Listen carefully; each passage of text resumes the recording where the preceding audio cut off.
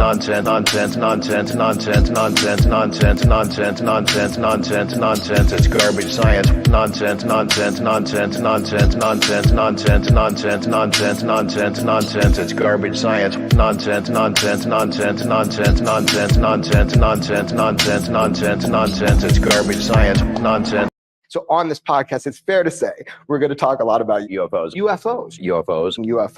Full-time into UFOs. Over 100 UFOs. The UFO world came to my door. There's UFO sightings and more. Okay, this is really interesting. What is your best piece of evidence that UFOs are real? Show it to me. Show it to me. Put it in my hands.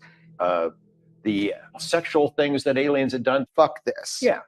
This field is a mess. This topic is an absolute disaster. All this shit about UFOs. UFOs may not be extraterrestrial. Hi, my name is Jeremy Corbell. I'm really into this, but I'm not a crazy person. I really want to know the truth. I've got a few things that I've been doing. What the hell was that? UFOs. UFOs every day.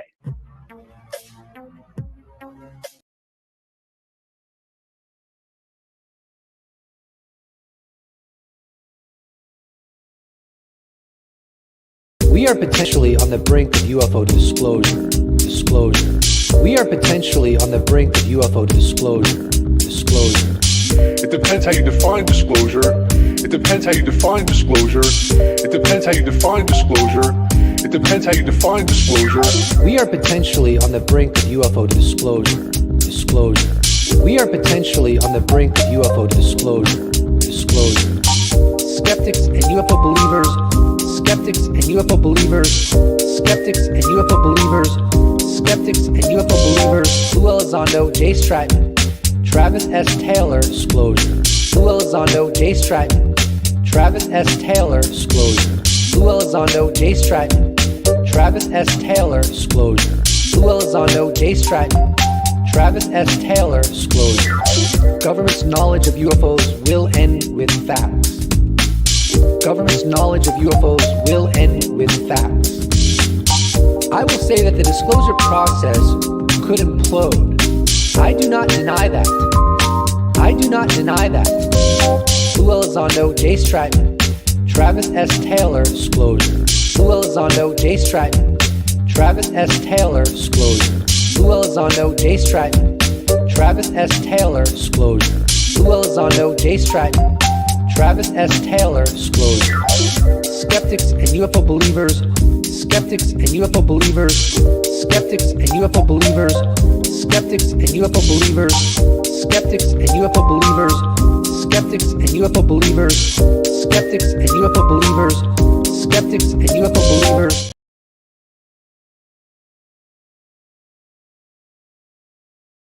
I'm also a Nazi. There were good Nazis, and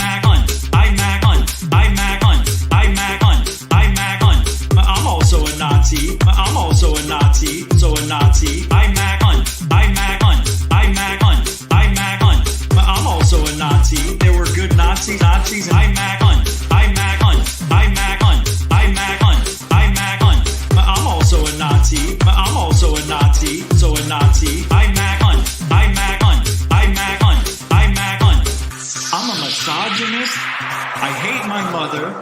I beat my father. I'm also a Nazi, a racist. I'm a misogynist. I hate my mother. I beat my father. I'm also a Nazi, a racist.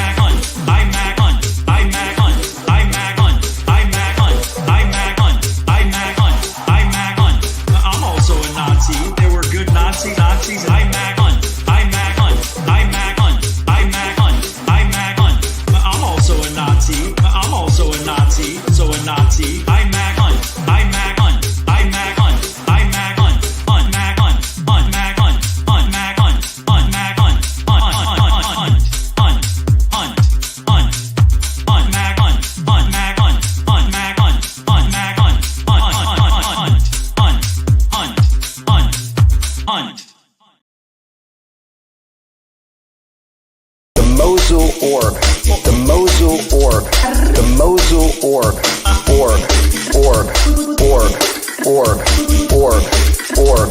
UFOs, metallic-looking ball. Praise God.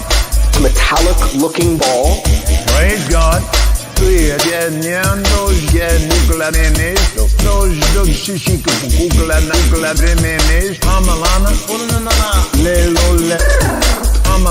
Nonsense.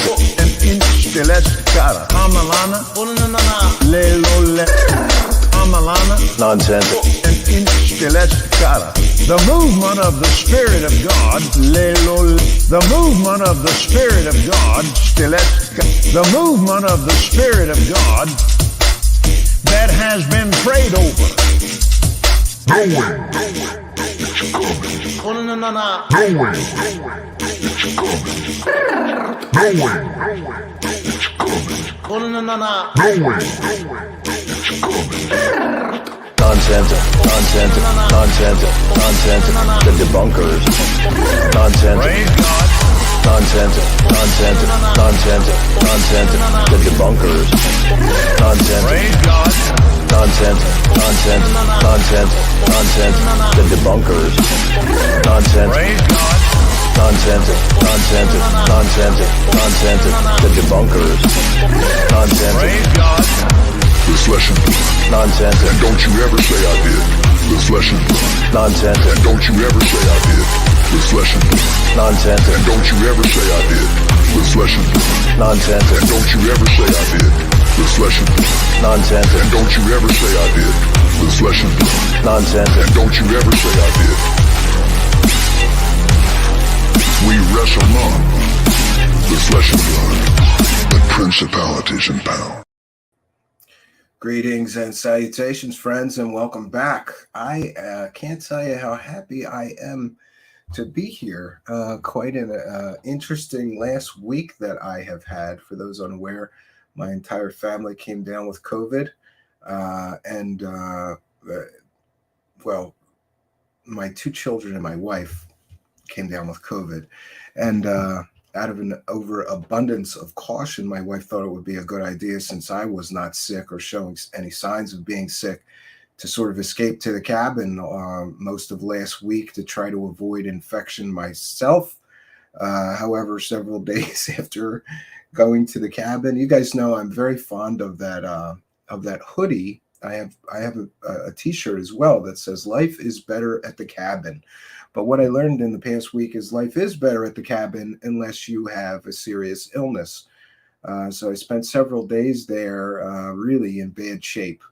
I was very honestly worried about driving back 2 or 2.5 hours at that level of being ill. Really felt like I got hit by a truck with something else, but I managed to make it home safe. Saw my doctor, got a treatment plan, and I'm already, I'm not 100%, nowhere near,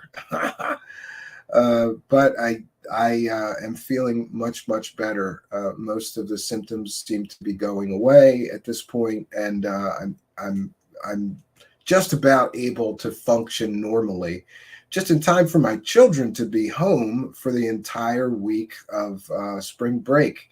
But I got to tell you, since they're still recovering and I'm still sick, there's not much spring breaking going on. We're just hanging around the house. And before we begin tonight's presentation, I would like to just address something that I think is very important. And that is that I will never, ever again disclose any details about my medical situation or diagnosis or treatment plan or any of that stuff. Now, I realize that I do a show centered around conspiracy land topics, but even I was not prepared for what happened. I knew that I was so ill that I knew that I would be unable to do live shows for some time. So I tweeted that, my children and my wife contracted COVID, and then I have contracted COVID. And this opened an entire can of worms that I was not prepared to deal with. So going forward, I will just say I'm sick or I'm ill or, whatever. I'm taking a few days off for personal reasons. I will never, ever again disclose any details because I was absolutely floored by the response I got from wackadoos. And, I'm not going to go into specific detail, but people who are not doctors, who are not medical professionals, there's literally like high school dropouts on the internet giving people 100% false medical information, making 100% false medical claims. People are diagnosing me over the internet. They don't know me. My favorite was somebody who told me that all of the, I mentioned that I had, tested positive for COVID. My favorite of the wackadoos was the person who said, "You have a cold, Stephen. COVID doesn't exist," and all of this, and by the way, for the benefit of the algorithm, I'm just repeating what somebody said. I'm not saying that's true. I am floored by the fact that somebody who is not, you guys know my position on this. We have absolutely avoided this entire topic of conversation this entire time. And there's important reasons for that. And that is, and by the way, I hate the term influencer. I don't like that term. But some time ago, I met some younger people. And I actually, when you meet new people and you say, "What do you do for a living?" This young girl, maybe 20 years old, Instagram model, she said, "I'm an influencer." Okay. And I really don't like that term. However, if you're going to be a, let's just call it an internet personality, I think that's a fair description of me and many other people who have podcasts or shows or whatever. If you're an influencer, you have an audience. And I think that you have a real responsibility to not put out false information or mislead people. I'm not a doctor. I'm not a medical professional in any way. I have not now, nor will I ever offer any person on the internet medical advice. I think that it is best and proper, if you need medical advice, attention, diagnosis, anything medical, you should seek out your chosen qualified medical professional who will give you whatever services that you are in need of. And that, my friends, is what I did. I have, by the way, a very, very good medical doctor, a man that I really admire, respect, and trust. He's very well educated, very well respected in my community. And I'm not going to get into the specifics of the treatment plan that I undertook or what medications I was offered or told to take. But in my circumstance, or any medical circumstance, doesn't have to be the big C. If I'm in need of medical attention, I go to a qualified medical person, a doctor who went to medical school, who has licenses and is, legally able to do these things. The fact that so many people thought that I would just ignore a doctor's prognosis or, diagnosis and treatment plan and do what they wanted me to, it was really shocking because, to be very honest with you, I think that if you are not a medically trained doctor and you're on the internet telling people what to do in the event of a medical emergency, then you're an asshole and you are an idiot. What gives you the right to offer someone medical advice if you are indeed not a trained medical professional? You have no right. And then to argue with me. All I said in the Twitter thread, still up there. You can follow me on Twitter and see what I'm talking about at Stephen Cambion. To argue with me and say things like, "That doesn't exist. You have a cold. Those tests are wrong. They test for all that type of virus. You just have a cold." First of all, you were not with me. You don't know me. You didn't see me puking and having other fun, bodily fluid events for the past week.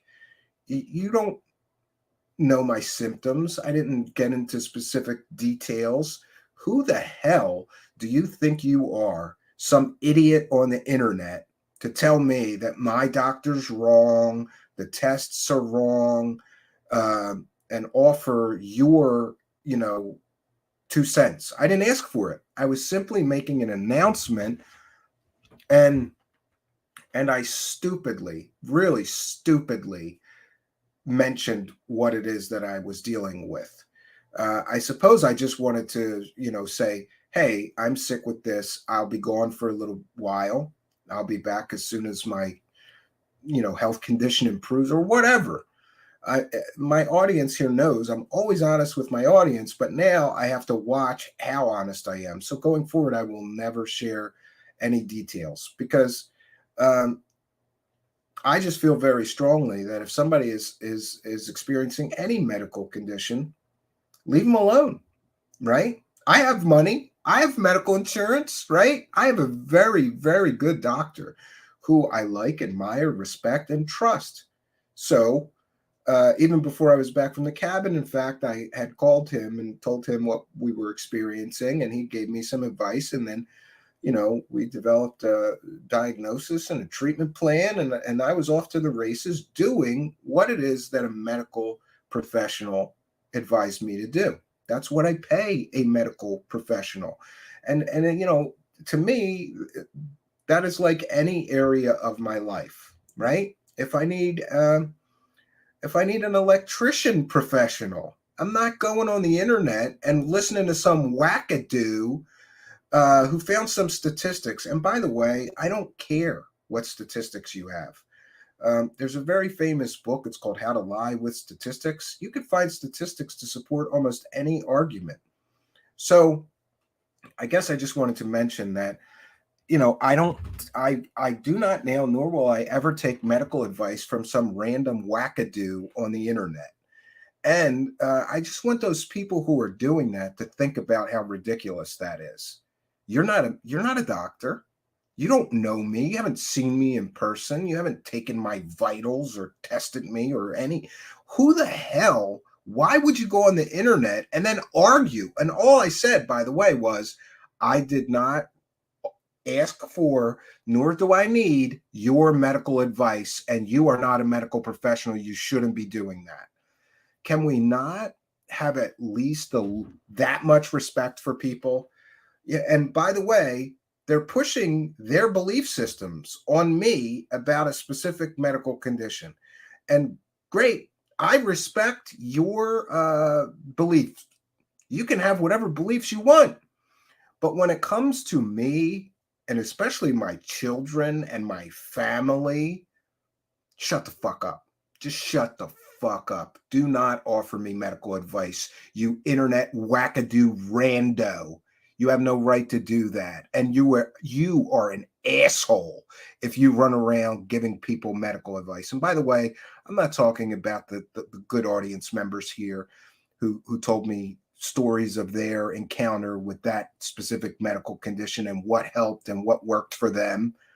I'm talking about you wackadoos who run around and say that doesn't exist, or you probably took the Fauci ouchie because a doctor told you. Go to hell. Like what? Like I'm some homeless person that has no access to medical help, right? We have good doctors, my family. I have good specialists, right? I could go anywhere tomorrow. I have great medical insurance. If I want a chiropractor, I just go to whatever chiropractor I want. If I want a dentist, I go to whatever dentist I want. Whatever it is that I need, any kind of specialist. If I want a nutritionist, I can go to a nutritionist and have a nutritionist develop a diet plan for me. And it's all covered under my medical insurance because we have excellent medical insurance. I don't need some wackadoo on the internet with his pre-existed belief system, which, by the way, is all false information. If you have to send me Rumble videos to support your arguments, then you're a wackadoo. And it's just my hope that going forward, people will know, don't go there with me. Don't go there with me, right? You're not a doctor. You're not a medical professional. You're a goddamn wackadoo. Why would I listen to a wackadoo? All right. So I think we've covered that. So we are going to get into tonight the UFO circus. We're back to the UFO circus. I see Arden Paranormal has retweeted on Twitter. And by the way, you know, I'm not fully back to speed here, so we might be a little all over the place tonight. But what I wanted to talk about is in the UFO circus. What is the latest in the UFO circus? And the latest, really for the past year of the UFO circus, seems to be all of these UFO profiteers who have been, many of them, all pushing the same thing. UFO crash retrievals and alien bodies, and people are getting briefed. The problem here is, what we have to realize is two things. First of all, like all UFO profiteering hucksters, they will use whatever they can to sell their followers false bill of goods, false information. And while it is true that some members of armed services or whatever may be talking to members of Congress, it doesn't make this alien crash retrievals are going to be confirmed by these whistleblowers. But that is exactly how all of this is being framed. And if we look at the cast of characters who are pushing this narrative, every single one of them has a profit-driven motive to push this false information. And what is that information? Well, hey, 4 people are talking to members of Congress. There's whistleblowers coming, right? And I just want to take a moment also to recognize a great idea by Lou Jimenez, formerly of Unidentified Celebrity Review.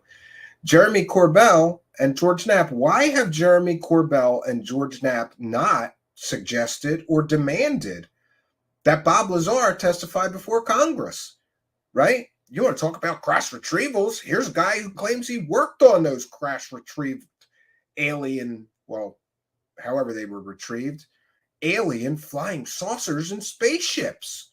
Why would they not ask for or demand that Bob Lazar testify before Congress?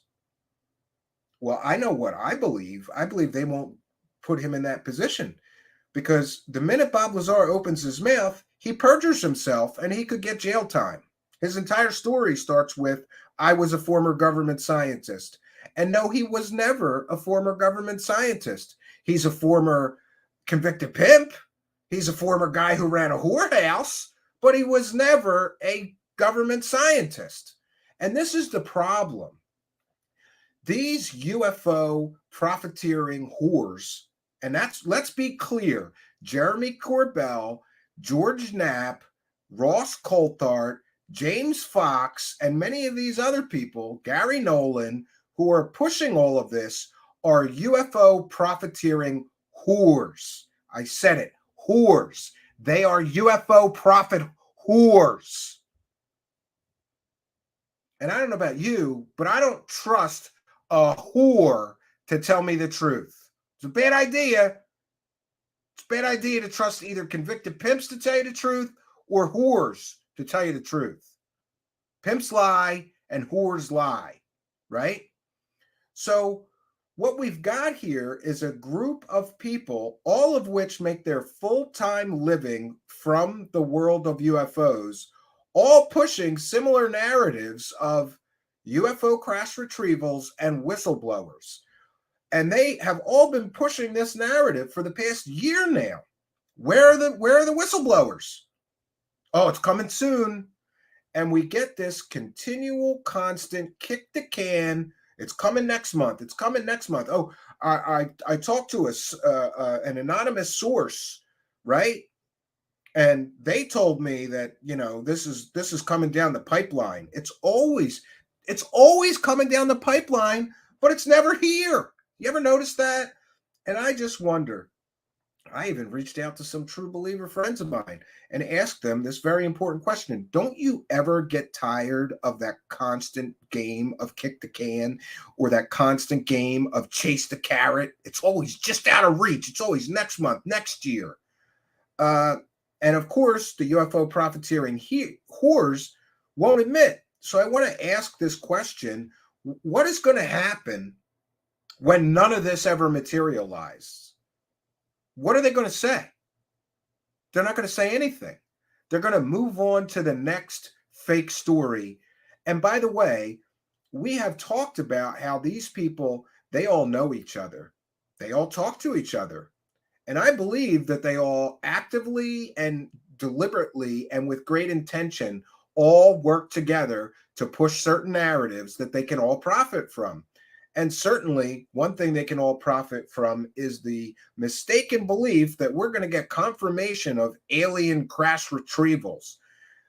Now, let's talk for a moment about crash retrievals, because what we do have to recognize is that perhaps some people will talk to members of Congress or even testify before Congress about crash retrieval programs. But here is where the deception comes in. Did you know that there is right now an active United States crash retrieval program? Do you know that for decades there has been crash retrieval programs? Yes, absolutely. Perhaps the most famous of which, or the one that a lot of people talk about, is something called Project Moondust. And I forgot to check, but let's see if we can find a wiki entry about Project Moondust. Yes, we can. And here, I'll just share my screen just to show you that there are crash retrieval programs, certainly. Project Moondust was a covert project by the United States Air Force during the Cold War that existed at the Air Force Missile Development Center at Holloman Air Force Base. The aim of the project was to recover objects and debris from spacecraft that survived re-entry through the atmosphere and back to the Earth, and also exploit the discovery of Soviet hardware when it temporarily fell into American hands. So when we talk when we talk about things like crash retrievals, it's important that we realize that these hucksters are partially correct. The best way to sell a lie is to include some truth in it. And I just want to take a moment to recognize that crash retrieval programs are not a work of fiction. It is 100% provable fact that the United States government currently has and has in the past have not one, but multiple crash retrieval programs. But it's also important for us as researchers to recognize that these programs are not about recovering alien technology. They're not about recovering crashed flying saucers. No, they are about recovering foreign technology. There is also crash retrieval programs taking place in which the material is then, after retrieval, taken to something called the foreign technology, which was famously housed in Hangar 18. No, it was. There are crash retrieval programs, and the material, once recovered, is taken to something in the military called the Foreign Technology Division. And of course, the most famous place is not Area 51. You don't take foreign technology to Area 51, though sometimes it does end up there. Of course, this material is recovered, and then it's taken to the Foreign Technology Office, wherever that is. It's moved around. However, the purpose of these crash retrieval programs, they weren't started because there was flying saucers crashing all over the world that we could recover, right? There was no known, except in fake documents like the MJ-12. There are no known alien crash retrieval programs. This is not to say that they do not exist, but the most famous place that crash recovered objects or technology was taken is, of course, Wright-Patterson Air Force Base in Ohio. That there they had a foreign technology division. But it's important to note that the purpose of the foreign technology division was to study adversarial technology. What is adversarial technology? The technology of our enemies, the Soviets, the Chinese, the Koreans, whoever. Certainly, we can understand, especially during the Cold War and the space race, that if a Soviet satellite came down, especially if it was a spy satellite or surveillance satellite, we would want that. We would want to take that satellite, recover it, take it back to a place that was safe, secure for secret projects, such as Wright-Patterson Air Force Base, and we would want to study that technology. We would want to know what advantages does the technology of our enemies or adversaries have? How are they imaging, for example, on their spy satellites? What cameras, what film are they using? How are they beaming the images back to a base in the Soviet Union? When it comes to the Chinese, we have seen a recent example of crash retrieval. The balloons, which were shot down and then retrieved, some of them, those were retrieved and they were taken somewhere. Where were they taken? They were taken to a military base, which is in charge of, again, foreign technology. So I think it's extremely important that we acknowledge that crash retrieval programs are real and have been real for decades. But we can see the real and logical, and by the way, down to earth. These are very ordinary, down to earth reasons why you would want to have a crash retrieval program and study the technology of our enemies and our adversaries. But in rush the UFO profiteering whores, I have heard 1,000 people, probably. Well, maybe that's exaggeration. I've at least heard 100, few hundred people mention that Project Moondust that we have shown you as an example. And publicly, I even talked to somebody who was a higher up in that program while it was being run. There was never alien technology recovered during that project. Did they get some space junk from the Soviets? Sure. Maybe a satellite. And by the way, there is also a famous case of the United States government somehow getting their hands on MiG fighters. And what did they do with those MiG fighters? They took them to a secret and secure location and they studied them.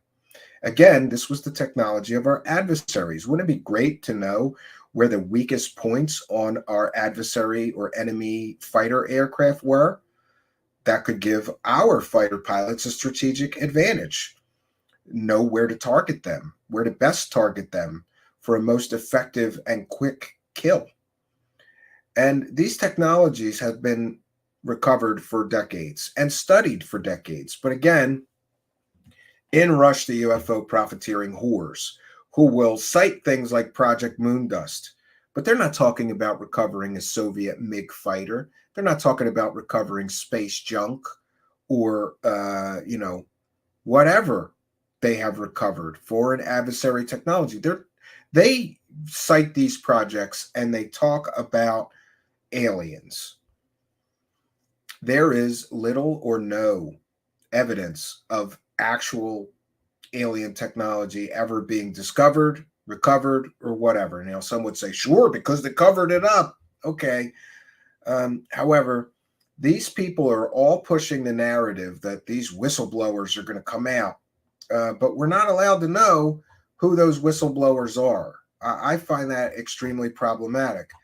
And also, to you true believers, shouldn't it be, I'm just going to put this out there and people can believe what they will, but should it not be relevant that the very same people who are pushing this current narrative have been caught selling 100% fake stories in the past? Should that not be relevant? Shouldn't their track record of being UFO profiteering whores be relevant to the discussion of what they're saying right now? I think it should, and so should you. If someone has been caught selling 100% fake stories for money in the past, how are you so sure that they're not doing it again? These people do not change their tactics. They change the stories that they are pushing for cash, but they don't change their tactics. Now, we're going to put our fair use banner up, and we are going to explore some of these people making statements. And, I've got an awful lot to say about each of these people, because each of these people who are pushing this UFO crash retrieval are UFO profiteering whores. And let's be clear, it's not just the major UFO celebrities that are pushing this narrative who are profiting from this narrative. It is the bottom feeder UFO profiteering whores. You know, those UFO circle jerkers who get these guys on their program. So with some of these clips that we are about to see, what you need to know is that's one clip from the person. However, that same person went on 10 UFO circle jerk shows and said identical or nearly identical talking points. Isn't it a little suspicious that all of these people are using virtually the same exact talking points? All of these people have been caught selling 100% provably fake stories in the past, and now this is the stories that they're pushing now. And by the way, just to put on the record, if it was discovered that, sure, we've got alien technology, I would think that is a pretty amazing thing. It would make the world a much more interesting place. And if I could choose between living in a world where that was disclosed versus our current world, I would always pick the world where the aliens are here. But it's important to be cautious and manage your expectations, and also realize that, to you true believers, I would say your willingness for this to be true, your desire for this to be true, does not make it so. Facts make it so. On the record statements make it so. Evidence makes it so. But unfortunately, we never get that. What we get is UFO profiteering whores, who are selling us a narrative, just like they've sold us previous narratives that have all fallen apart. One second here. Let me get the fair use banner up here, and we're going to be sharing some clips and talking about them. Welcome back. If you're just joining us, you're watching Truthseekers, and we are discussing the false UFO alien crash retrieval narrative that is being pushed by UFO profiteering whores worldwide, many of which have been caught selling provably fake stories in the past. But the true believer, and by the way, I've just recognized that the true believer side don't want to hear anything that I'm currently saying, right? They want to live in this delusional fantasy world where we're about to get disclosure. We're always about to get it. It's always just right here. We're just about to get it. So we'll begin our journey with Melinda Leslie, who, to be very honest with you, I think is a wackadoo. But hey, and here's the other thing. These people who continually retweet and pump up and amplify the signal here, they don't care if the person who is saying whatever they like is a fucking whack. This woman is a wackadoo, but okay. All right. Here we go. Let's get into it, friends.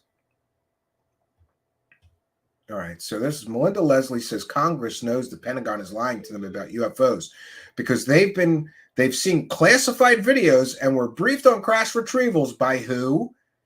Dr. Eric Davis and Dr. Gary Nolan, two proven 100% UFO profiteering whores. Both Gary Nolan and Eric Davis have been making money out of UFOs for years. They're profiteering UFO whores. With the House and the Senate right now, this is completely bipartisan. Exactly. I mean, I think that's both sides are going after this, 100%. and they're teaming up to do it because they know it's real. Because they know it's Yeah, real. It's not UFOs are seagulls real. and it's not drones. Well, and why do they know it's real? They've had all these closed door briefing sessions 100%. with military witnesses, with scientists, with Gary Nolan, with Eric Davis, Yeah. talking about crash retrievals and recoveries. Yeah, so who's talking about crash retrievals and recoveries? People who are profiting from the UFO alien narrative. And it's important to note that Dr. Eric Davis is a wackadoo, and the Air Force called his research crackpot research. When the Air Force is saying you're a crackpot, you should not be considered a trusted source of scientific information. And Gary Nolan, he got caught using Stanford University equipment, supplies, and personnel to help UFO profiteering whores sell 100% provably fake stories about aliens. So congratulations, Gary Nolan. By the way, I haven't done it yet, but I'm sending Dr. Gary Nolan a case of mascara. I don't know why, but Gary Nolan loves wearing mascara during interviews. So we're going to send him a case of it. That guy is an intellectual coward and a weakling. I asked very specific questions about the ethics violations that he apparently committed. It is against Stanford University ethics code to use university equipment, labs, or personnel to personally profit. We can prove that he's done that multiple times while he's helping UFO whores sell 100% completely fake stories. He didn't want to talk about it. He had to block me. He couldn't answer any questions. With other scientists, with other government insiders, with all the military witnesses. Yeah, who are the other scientists? There are none. There are two UFO wackadoo scientists that people claim are talking to Congress. They're both wackadoos for different reasons, Eric Davis and Gary Nolan. And they're both UFO true believing idiots. They've met with all these people. They've seen better footage, better documents, everything. Yeah, that's the argument. Oh, no, they've seen the clear footage. We never get to see it, but they've seen it. Know now it's real. And by the way, Melinda Leslie is another person who makes her full-time living shoveling UFO garbage. They know. This is the Senate and Congress knowing the DOD and the Pentagon are lying to them, and they know it. And yet, this is a breakdown of the chain of command. Why don't we get it from them? We get it from a UFO wackadoo that this is what they believe, right? So basically, she's the Congress whisperer, and she's going to tell you what they're really saying, what they're really thinking, what's really going on. That's another thing with this whole situation with these crash retrieval stupid stories. We don't get any direct information. We get people telling us what people are saying behind the scenes, or people telling us what's happening behind the scenes. We don't get any direct information about it ever, and we probably never will. Government, because the Pentagon and the DOD have to answer, and they only get funding for what goes through Congress and the laws passed by Senate, right? It goes through them. So they do have oversight. That's why we have intelligence committees and spending committees. And I love it how some UFO wackadoo is suddenly an expert in how Congress and funding works, right? Sure. Senate and Congress, that's their job. So there's a breakdown. So those committee members are like going, no, this is being kept from us. And they're upset because they've known the proof and they know these guys have the proof and they want it. And I think that's why we're getting disclosure. They're digging. Yeah, we're getting disclosure, right? We're going to get it any day now. You know, it was bound to happen. It's bound to happen. Sure. So there's wackadoo number one in our coverage of these people who are actively pushing UFO crash, alien crash retrieval, and disclosures coming any day now. And here, of course, is another one. This Jay King, who, by the way, runs a convention full of wackadoos. Before we, well, they're not all wackadoos in fairness, but so Jay King has a vested financial interest to push alien disclosure. He too, to the best of my knowledge, doesn't have any real job.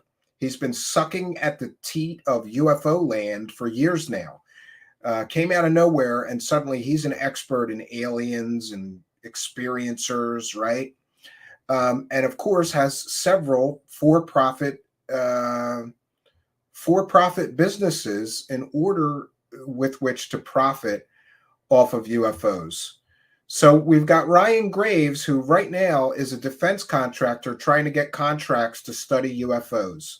This is people into his, this is this Jay King's conference, right? Ryan Graves is another UFO profiteering whore. James Fox hasn't had a real job in decades, right? All he does is recycle the same old stories. He sold the Virginia UFO case 3 times now. And in the latest iteration of it, his witnesses made conflicting statements from the original statements that they really that they originally made. And after 30 years, the only new information he could bring us in order to make us all shell out money for yet another documentary project of his, the only new information that he could gather up was 5 anonymous sources. We don't know that he didn't just hire actors to play those people in his shit documentary. James Fox is a whore. I'm not familiar with Elizabeth Crone, so I won't say anything. Peter Levenda is an interesting case, part of the TTSA scam squad, right? And a lot of people don't know this, but many, many years ago, H.P. Lovecraft got extremely popular, and there is a famous magic book in the fictional works of H.P. Lovecraft. And that famous magical grimoire or book was called the Necronomicon. But it was a work of fiction. The Necronomicon's not real. The Necronomicon is a work of fiction of H.P. Lovecraft. So just to show you what slime balls these people are, Peter Levenda realized that that Necronomicon that is mentioned constantly throughout the horror novels of H.P. Lovecraft was getting so famous and so popular that people wanted it to be real. So what did Peter Levenda do? He wrote a Necronomicon. Of course, they claimed they found some manuscript somewhere. There's no evidence of that. Peter Levenda made perhaps millions of dollars selling a fake Necronomicon to fans of the work of H.P. Lovecraft. What else did Peter Levenda do? He helped the TTSA scam squad, being a co-writer or writer. And some say, by the way, Peter Levenda is the person who ghost wrote the Bob Lazar book. I don't have any information to confirm that. Those are rumors and speculation. Take from that what you will. Now, I'm not going to say anything about Kurt Jamungle. He's a podcast host. I think they just sort of threw him in there. Leslie Keene is the person who lied to us in the New York Times, right? Lied to us in the New York Times, purposefully withheld information in the New York Times about the dino beavers and the werewolves in order to sell a narrative. So this is the conference that you're going to get from J. Christopher King. You're going to get a conference full of proven liars, proven profiteering whores. These people are all UFO profiteering whores, right? But hey, he's gonna tell you that there's all kinds of stuff going on, and there is new information about UFO crash retrievals just in time for his conference, a very expensive conference, I believe, where you too, by the way, Jake Christopher King, why don't you accept a challenge from me and let me speak at your conference and talk about how people that you are employing have been proven scammers, liars. Why don't you do that and give your paying conference attendees the whole truth? You coward, you intellectual weakling. You're not going to tell them about Peter Levenda faking a Necronomicon to make money from stupid people in the late 80s? You're not going to tell them that he faked a goddamn fake fictional book, you asshole? All right, let's get back to this. And here he is pushing his agenda with the House and the Senate right now. This is completely bipartisan. 1 second. Exactly. I mean, I think that's both sides are going after this, 100%. and they're teaming up to do it because they know it's real. 1 second. Because they know it's real. It's not secret. Okay, I'm sorry. For some reason, I was hearing the audio of a different video. All right, 1 second. Let's get back to this. Gulls, and it's not drones. Just as we start to close out, I want to ask now, you must have had, yourself and James, private conversations with past guests at these conferences, and I'm not one that's going to ask you to name names and what was... You and your profiteering whore friend and here is what is always going on. There are these people that pretend that they have inside information, and then they run conferences and people assume that they're going to hear new things, right? No, it's the same old shit. Said, but if you're comfortable, feel free to name names. You know what Chris Mellon may have said, what he thinks is going on.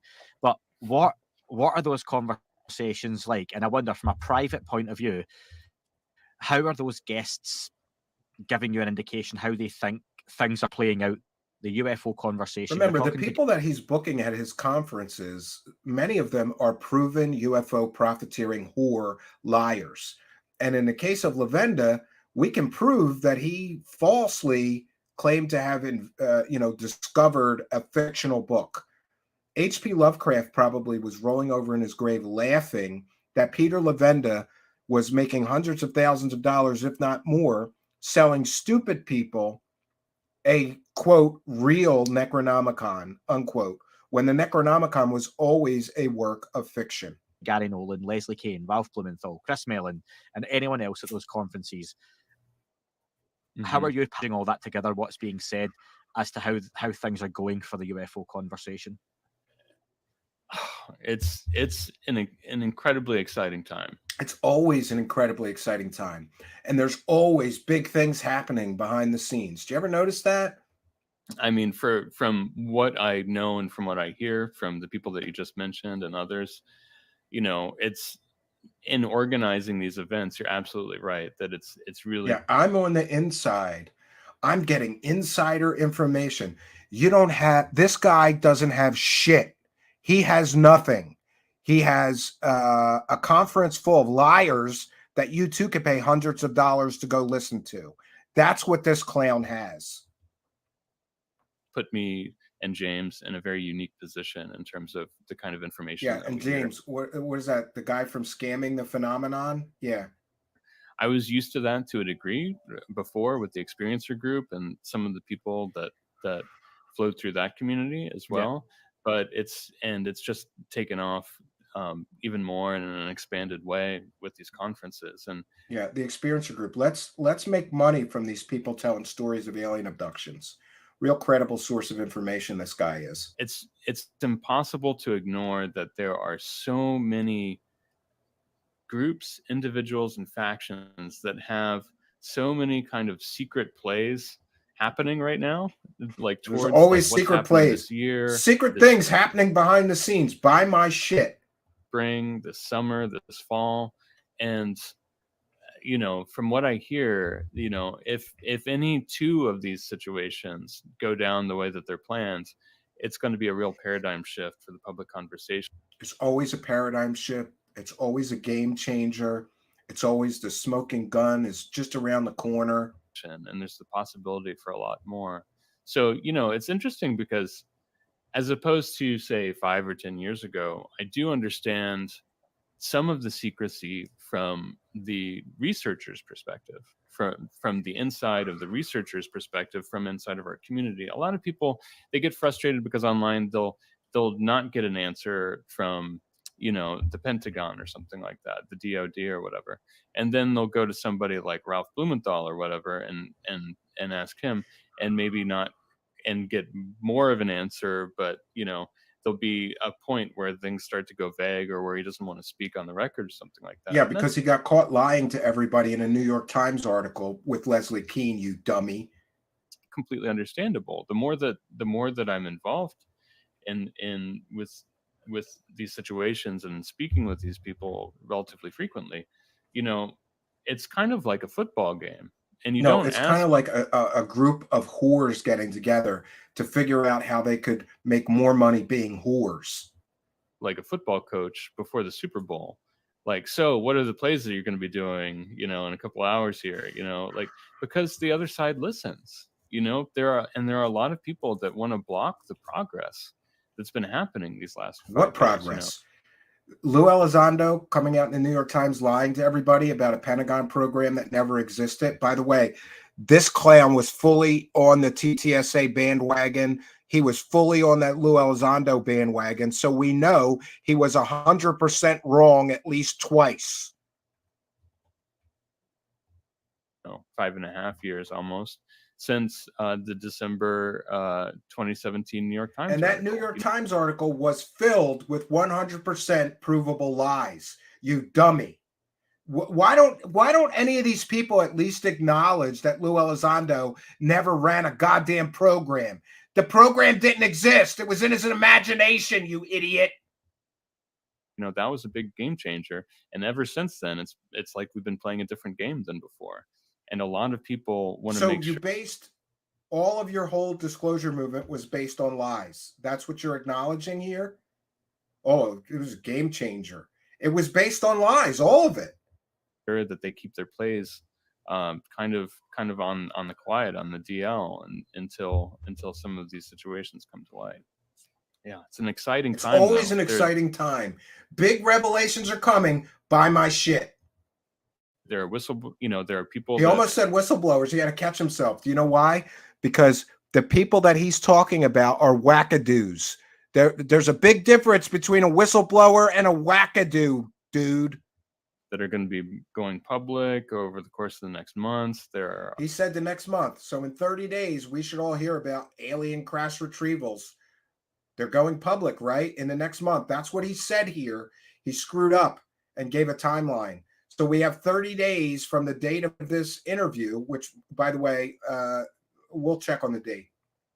All sorts of wild situations, possibly in DC, possibly in New York, that are going to be coming up. And I think that 2023, like no BS, like I kind of hate it when people talk like this. But I have really a conference to sell, so I'm going to talk like this too. That this is going to be the biggest paradigm shift year since 2017 for this field. If I clip that one part of you saying that and put it online, the hate you would get would be incredible, and you know it too. But I think because it's false information. There's no paradigm shift coming. At least I don't think so. Now, let's get to it. The next contestant on UFO Whore, and we'll see what the next UFO whore is selling. And isn't it interesting that they're all selling the same narrative? Big things are coming. There's big things happening behind the scenes. Big things are happening, right?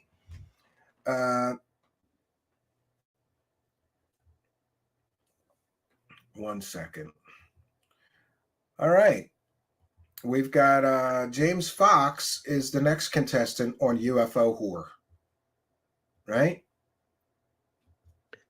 As I just stated, I just spent the last 5 weeks. I just got back 10 days ago from Washington, D.C., and I got an insider's perspective on what's happening right now, today, as we speak. Do you notice how all these people have inside perspectives? They're all big I'm getting secret information. You're not getting secret shit. You are a profiteering whore who has been selling people lies, half truths, and anonymous sources to make your shit stories work for decades, pal. I used to actually like this guy, but it became pretty clear recently that he's just another UFO profiteering whore. And it's quite, boy, I felt like I just got back from watching a sci-fi thriller or something, you know. Everyone's like, oh, how was your trip to DC? You know, it's like, well, do you really want to know? What's happening behind the scenes? Well, and even in front of the scenes is pretty remarkable, right? We've got the new legislation, and I'll get to your question in a minute. We got the new legislation that was signed into law, which does virtually nothing. Late December of 2022. So basically the 2023 legislation, UAP legislation. It was a bipartisan effort from Marco Rubio and Senator Gillibrand, Representative Gallego and Gallagher, and a handful of others. And what it basically does is, Patrick, they've got this language that talks about crash recovered debris, which is phenomenal. I mean, crash recovered debris does not automatically mean that they're talking about aliens. There are, again, we've established at the beginning of this broadcast, there has been and always will be a United States crash recovery program. But what these UFO profiteers do is they twist reality to fit their agenda and their narrative. It doesn't mean aliens, but they're going to make it mean aliens. Was addressing this with insiders about it. Like anyone can go download it and read it. But basically talking about UFO crash material. And obviously, you know, we had the congressional hearings last year that Representative Andre Carson you mean the big together. nothing burger? Don't you love it too, how that they twist nothing burgers to be big wins? What do we get from that hearing? Nothing. And there was the Wilson memo brought up crash material. There was unproven fake documents. Great. Previous cases with UFOs and nukes that we covered in the phenomenon. Yeah, and we're going to get into that the Robert Salas stuff. Don't know if they brought up Rendlesham Forest. I don't think they did, but that's also nuke related. And I met with intelligence folks that had just more anonymous sources. This clown needed 5 anonymous sources to resell us for the 3rd time the same story. But now he's got new anonymous sources that he's talking to that are intelligence people. Sure you do. Met with Kirkpatrick and met with Senate L, and they couldn't share every single detail because it was and they sure couldn't share their names with him, and he can't share their names. So this is more, trust me, dude, I've got insider sources. Classified, but they did with them sort of as a precautionary measure that if their testimony went into Arrow and never came out, they could have a backup plan going public and saying, look, you know, I gave testimony to the Senate Intel, I gave testimony to, and what they're basically saying is that these programs exist, these reverse engineered programs exist. Oh, and by the way, when we say crash retrieval, we should include reverse engineering, because again, if you were to recover, for example, a Soviet satellite that crashed, you would then back engineer it. Again, twisting reality to mean aliens. It doesn't mean aliens. It doesn't automatically mean aliens. But to all these true believer idiots like this clown, Mr. Fox, it's aliens. It's definitely aliens. They're talking about aliens. Why? Because I want them to be talking about aliens, because it's good for my wallet that they're talking about aliens and not recovered Chinese drones and not recovered Soviet satellites or recovered Soviet aircraft. And again, this is what they shared with me was Are they that I current? Are they provided- currently employed? The intelligence folks that were speaking. Some of them. Yeah, and nothing says credible like being interviewed by a guy named UFO Jesus. And by the way, remember, this message is being brought to us by people like UFO Jesus, who lick the assholes of TTSA scammers.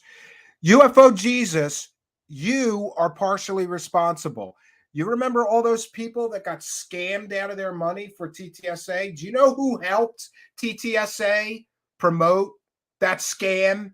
UFO Jesus. UFO Jesus is a scam promoter. He helped promote the TTSA scam. Did he ever apologize to all those people who lost every penny of their money while he was promoting that scam? No, he's on the new scams, right? Buy my shit. So sick of these people are all slime balls. Some of them were, yes, and some of them were retired, but no, a lot of them were still employed. Wow. Don't take it from me, and I have this on camera just recently. Don't take it from me. Don't take my testimony, but I'm here to tell you, this is the name of the program. This is the location of the program. Why doesn't he knows the name of the program. He knows the location of the program. Why won't he release that information? That would be the biggest story in the world ever. But he knows the name of an alien crash retrieval program and where it's located, but he can't tell us. These are the names of the individuals involved with the programs. And if you give me the credentials or the security clearance, I'll walk you into the labs. And that's happening right now in Washington. Sure it is. But he can't tell us the name of the program. He can't tell us the names of the people involved. This is more trust me, dude, bullshit, right? If you, as a filmmaker, a journalist, or whatever, had access to that information, it would be worth millions of dollars. And what we could say a lot of things about UFO profiteering whores, but one thing we can say with 100% certainty is that UFO profiteering whores don't turn down millions of dollars. He doesn't have shit. This is all one big bluff. More anonymous sources from a guy who just made millions of dollars selling his last project based on, what was it, 5? You needed 5 anonymous sources to resell the same story for the third goddamn time. You didn't make enough money selling the vagina alien story the first 2 times, right? Washington, D.C. And I've, seen the photographs, these guys' credentials. Yeah, and you ever notice that they've always seen the photographs, or I've seen the videos, but I can't release them. I don't have them. I wasn't allowed to keep a copy, right? More trust me, dude. And this poor UFO Jesus, this clown. Not 1, not 2, not 3, but over more than 3. And they're telling me about their friends that are also testifying. So there's a lot going on. The question is whether Kirkpatrick is going to, who's he going to share it with? Yeah. So, and remember that if anybody is testifying, here's another point that we have to make that's very, very important.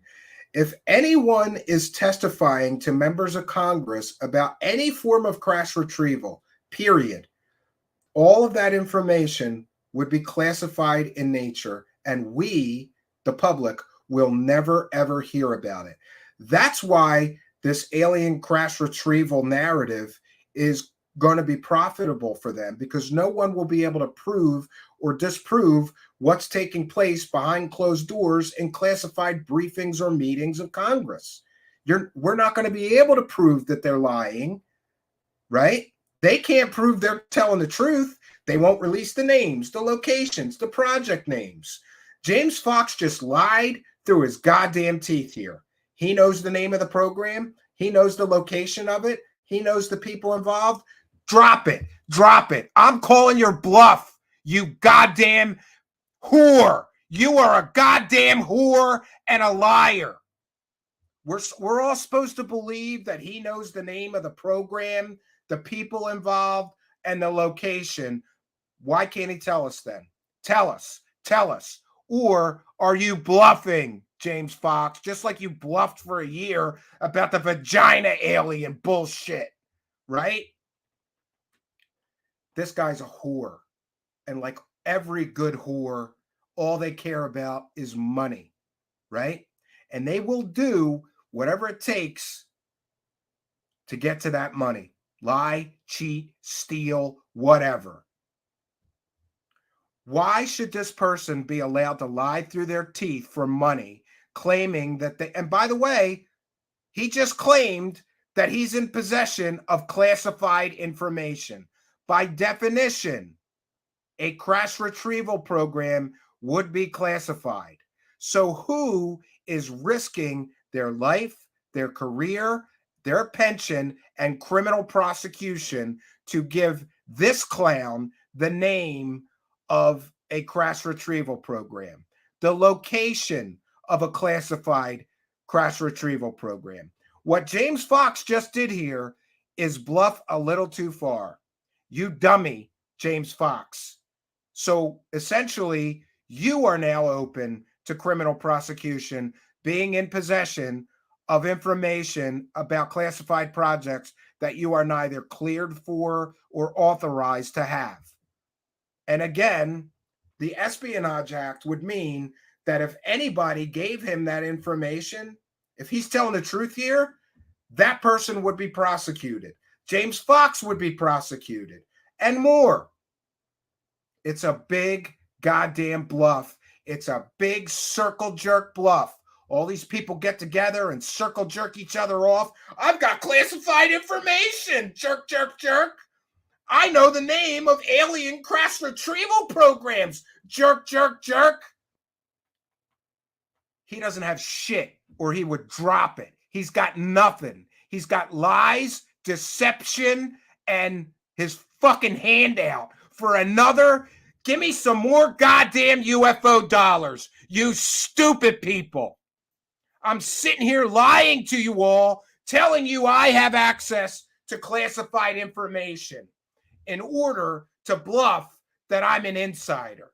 The only thing that he's trying to get inside, that he actually gets inside of, is the wallet of stupid people. If he was in possession of such information, the feds would be at his door. He's not. You know why? Because last I checked, he's not under criminal indictment. He's not under criminal investigation for being in possession of classified information. By nature, any program such as he described would be a classified project, and any person that leaked that information to him would be facing prosecution. They all do this. Remember when Jimmy Church and Richard Dolan got caught doing this, and both those clowns had to walk it back when we correctly pointed out that they would be prosecuted if they had classified information. He doesn't have any classified information. Him and his imaginary friends and his anonymous sources are trying to bluff you so that you buy his bull. Don't do it. And the only way he can prove that he's not a liar here is by showing me his mugshot of when he gets arrested for being in possession of classified information. This is another big bluff by a proven UFO scammer and whore. All right, we're going to move on to the next one.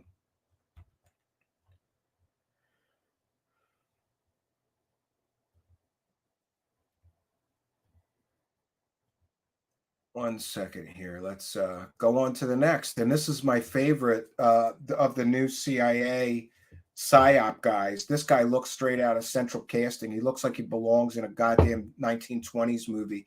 This guy with the ridiculous mustache. I don't even know what his name is. He's the guy that was leaking, who was it?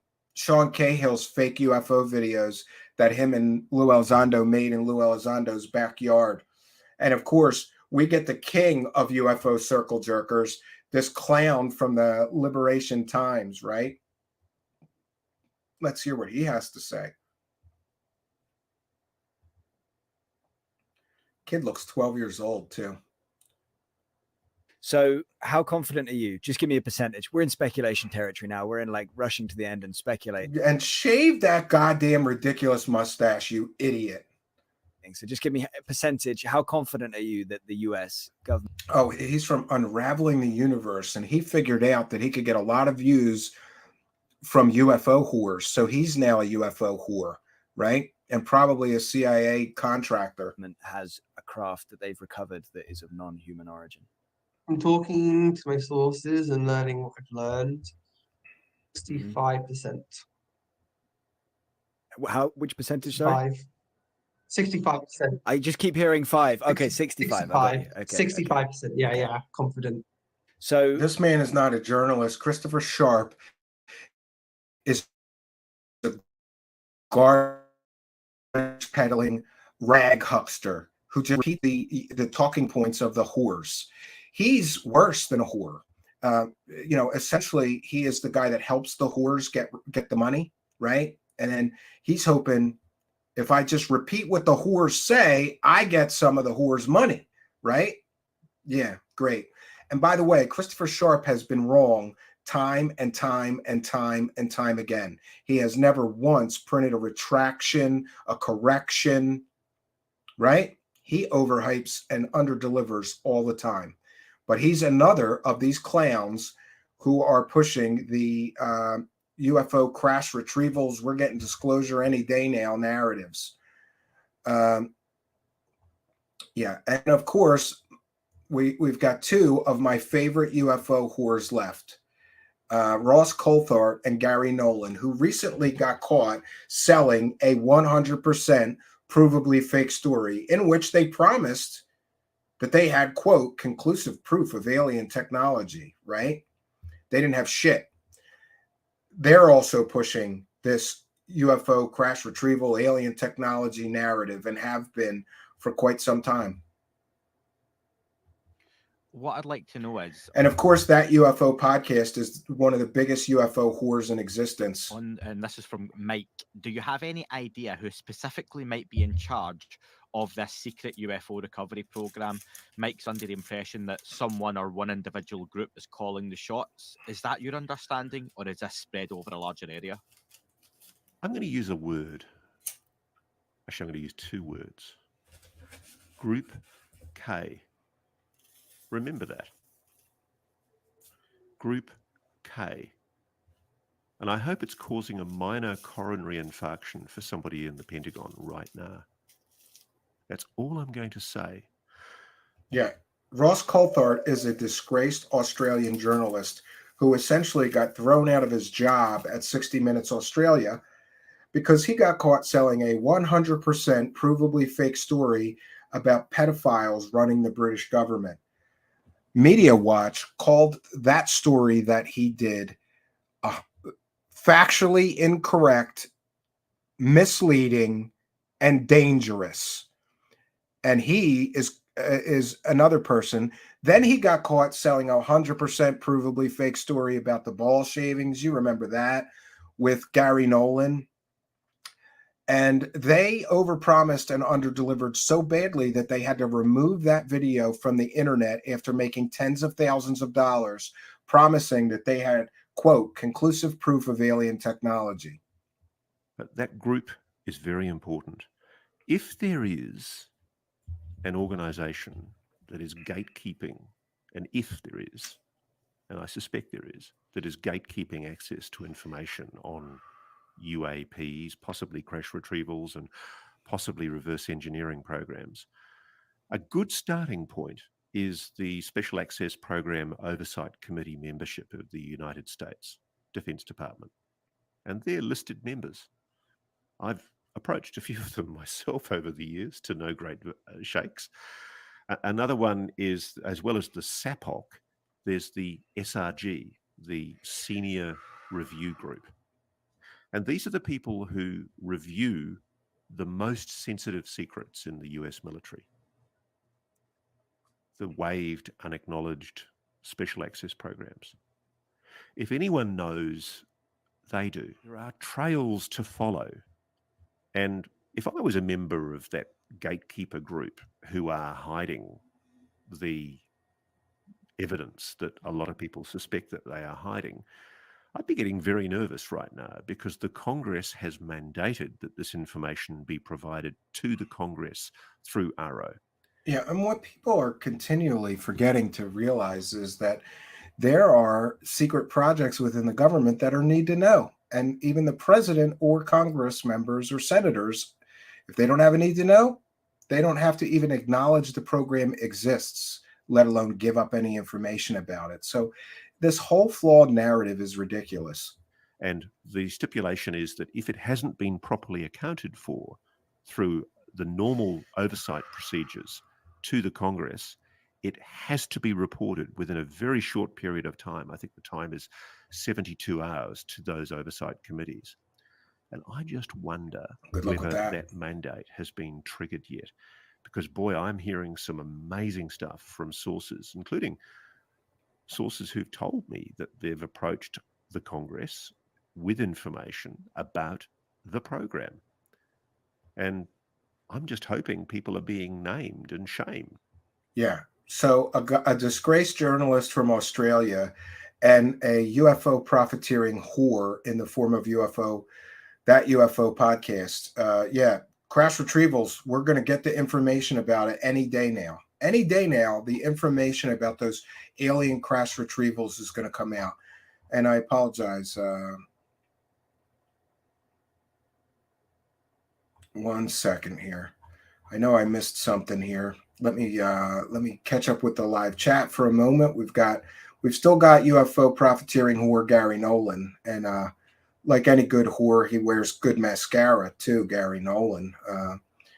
We want to thank Abduction Enigma Podcast, who says, "Hey Stephen, thanks for making us all better with your honesty and research. We all appreciate you." Well, thank you for your kindness, generosity, and support, and we thank you for helping us to, of course, praise the cash. Praise the cash, praise the cash, praise the cash.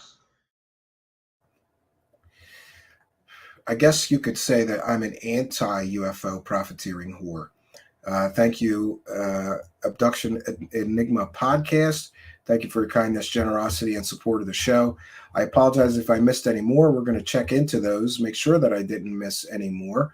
1 second. We'll get to our next contestant on the whores are wrong, right? And of course, this one's on this disclosure show, with that crazy girl, Katie, who was crying about Lou Elizondo getting doxxed, right? That girl who has superpowers and is a witch and a remote viewer, and she's got superpowers.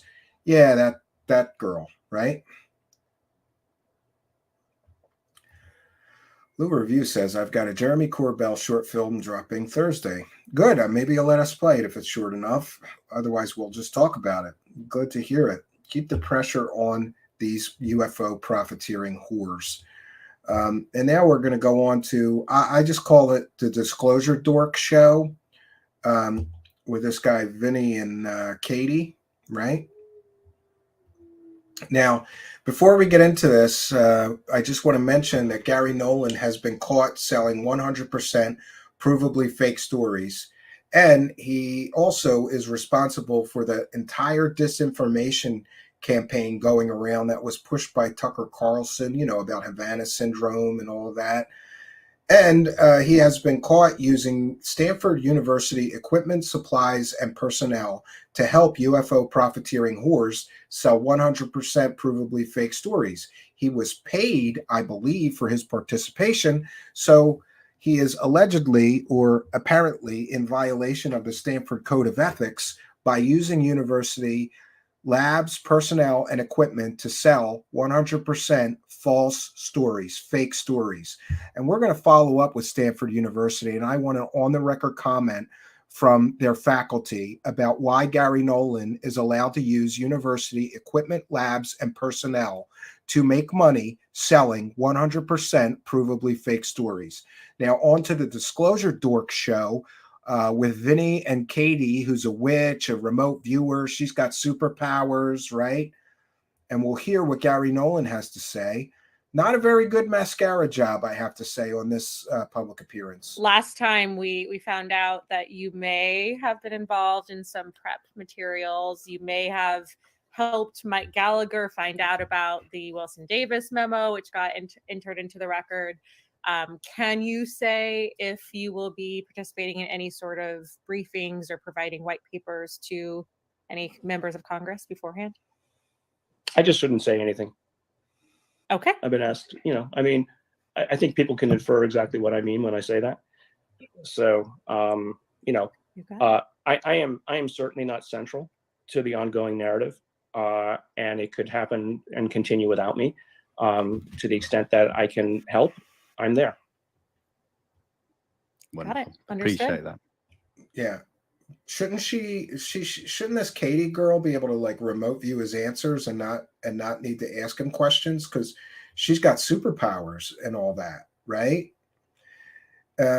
These two, Vinny and Katie, more UFO profiteering whores, right?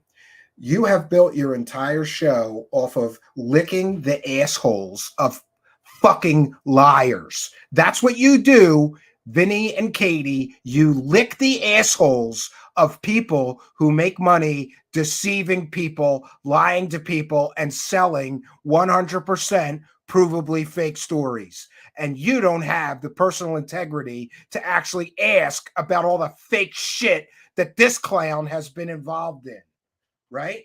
Don't have the personal integrity to actually ask real questions. You're not a goddamn journalist. You're an ass licker. Congratulations. I wonder if their tongues get tired for all the assholes that these people have been licking lately, right? Don't their tongues get tired after a while?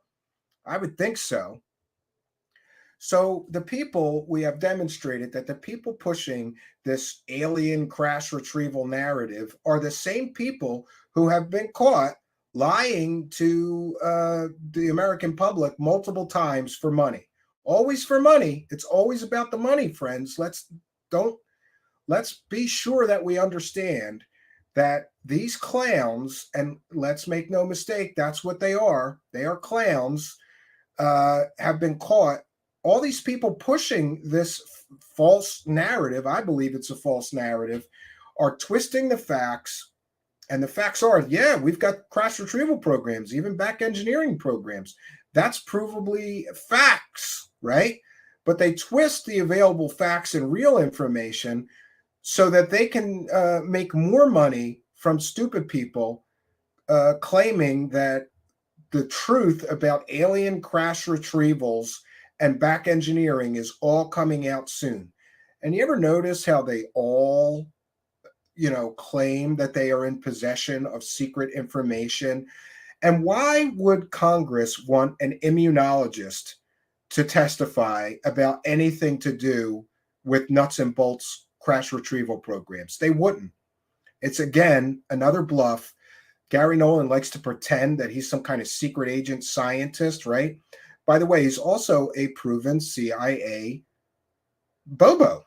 He's a CIA clown. They come to me with some of their results, and I basically said these results are shit. So I'm sorry to the people who are so friggin' impatient that they won't get off their butt and go learn this stuff and do it themselves. I'm not your daddy. I'm not here to do things for you. I'm sorry. Get out of your basement and go do something. I've seen some of those snap your fingers reports, and they're garbage. Publish the darn paper. Stop claiming that. This is shoddy work. This can't go anywhere. Who did this? It's crap. My favorite UFO clown is Dr. Gary Nolan. He did a better job of the mascara in that clip. Yes. And B. Baker correctly pointing out that Richard Dolan has pushed the Wilson memo so hard it's now accepted as fact. Yeah, absolutely. So I've got one other thing to really share. Well, no, I've got more.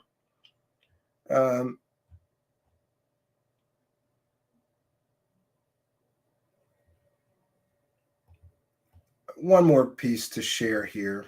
We'll put a fair use banner back up. 1 second.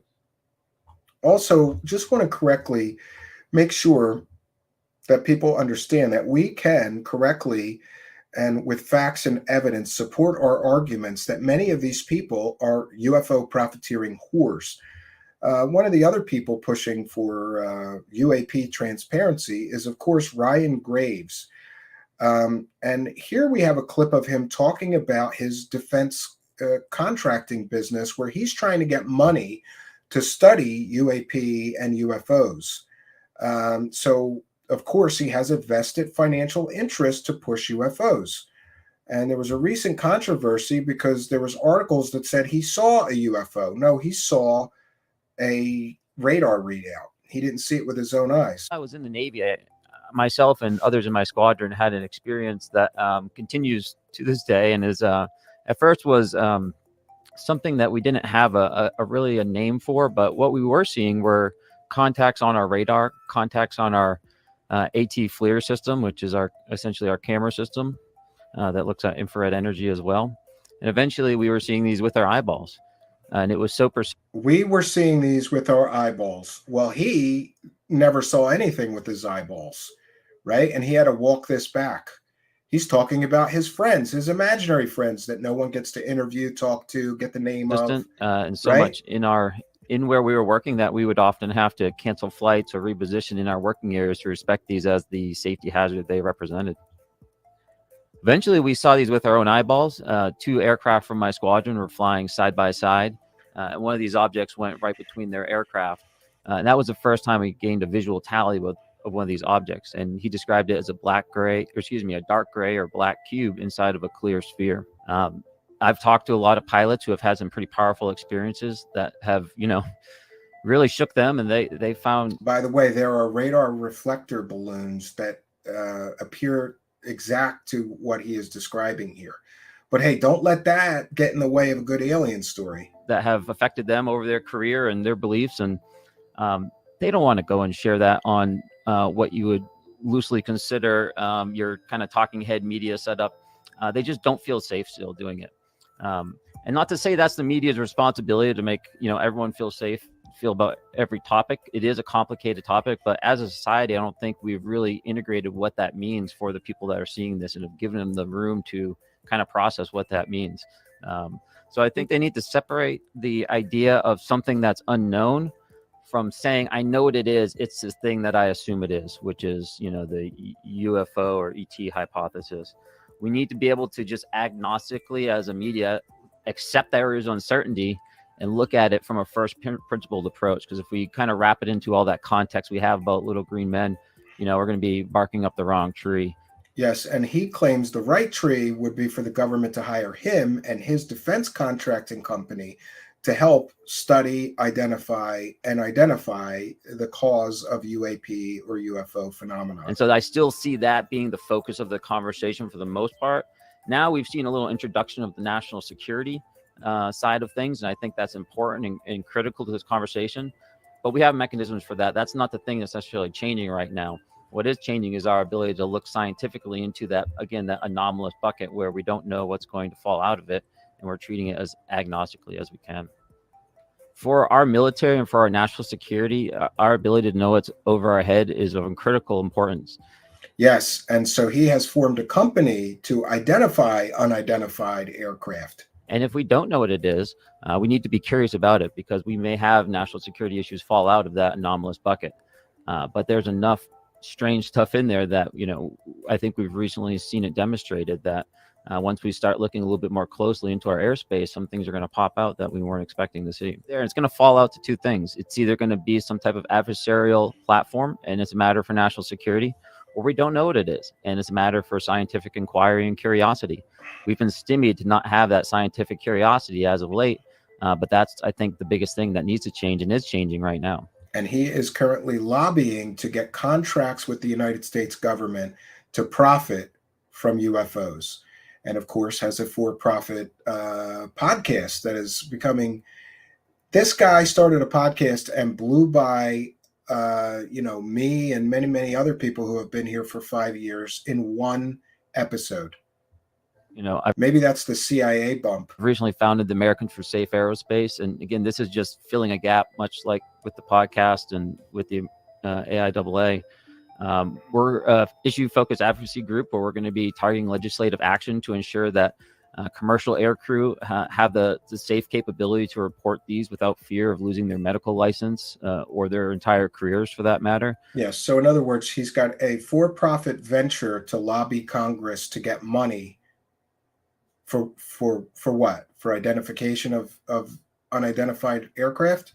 As well as to ensure we have systems in place for that already, but he has created a for-profit company that he thinks is a better idea. the proper offices that are investigating this are funded and can do the work they're actually assigned by Congress to do.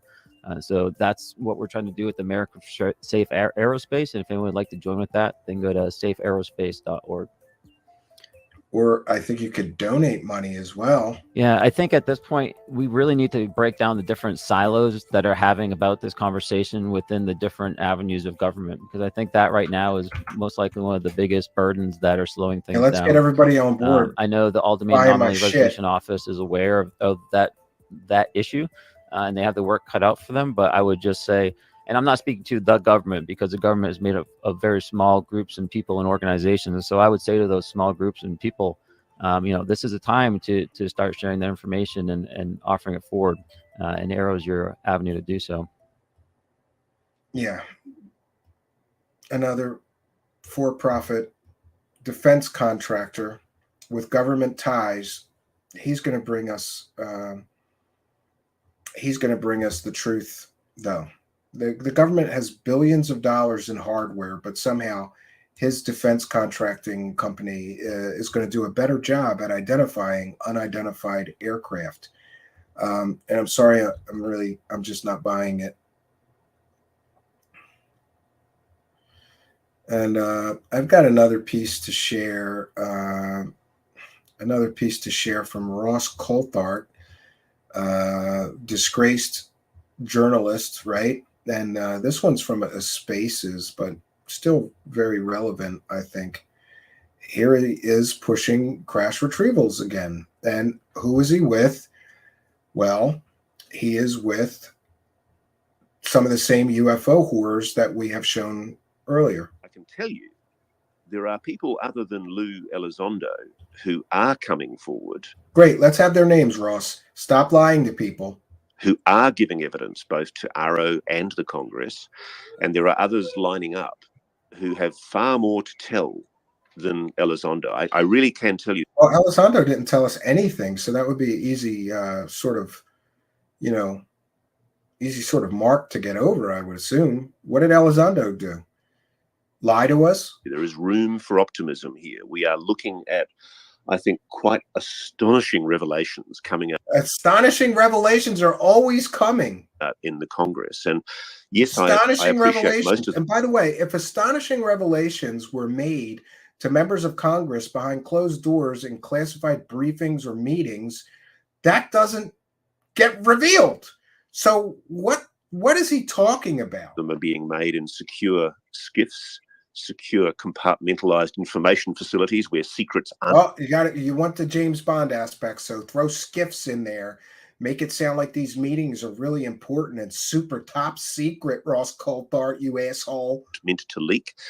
But as we all know, the Congress does leak and will leak. And I think, if, for example, the existence of a legacy program or a non-human intelligence is revealed to Congress, as I suspect it is, it will come up. And I do think that the world... By the way, where's the ball shavings analysis that you promised us 8 months ago? You promised us, quote, conclusive proof of alien technology, all confirmed by this man, cut to Michio Kaku. Where's the goddamn conclusive proof of alien technology, you asshole? You are a clown. He should be ashamed to show his face in public after that pedo story he got fired over about the British government, in which he used 100% wackadoo fake sources. Is on the cusp of momentous change. We're on the cusp. Tremendous revelations are coming. Too, and I'm loving it. It's fantastic because I'm speaking to some of the people who are either Yeah, way. and again, I'm on the inside. All these people have insider information. No, they don't. They have lies. They have deception. They have bullshit. In giving evidence or have given evidence, and boy, if they've told the Congress what they've told me, it's mind-blowing. And by the way, once again, if someone is in a skiff in a secure, classified setting and they're giving information, by definition, that information would be classified. No one is sharing information shared within a skiff to a disgraced asshole who sells fake stories about aliens. Again, he would be investigated. Again, he would be arrested. And so would anyone who shared information from a classified skiff setting with this Australian clown. It's another fucking lie. These people are all goddamn liars. They don't have classified information. Nobody's sharing information from secure, classified settings with a disgraced Australian journalist who essentially got fired for selling fake pedo stories, right? And hey, Ross Coulthard, where's the God? What did you do with the money you scammed everybody out of for the quote conclusive proof of alien technology story, unquote? Did you give the money back, or are you a consumer fraud asshole who defrauded the public and kept the money? And by the way, who participated in that scam?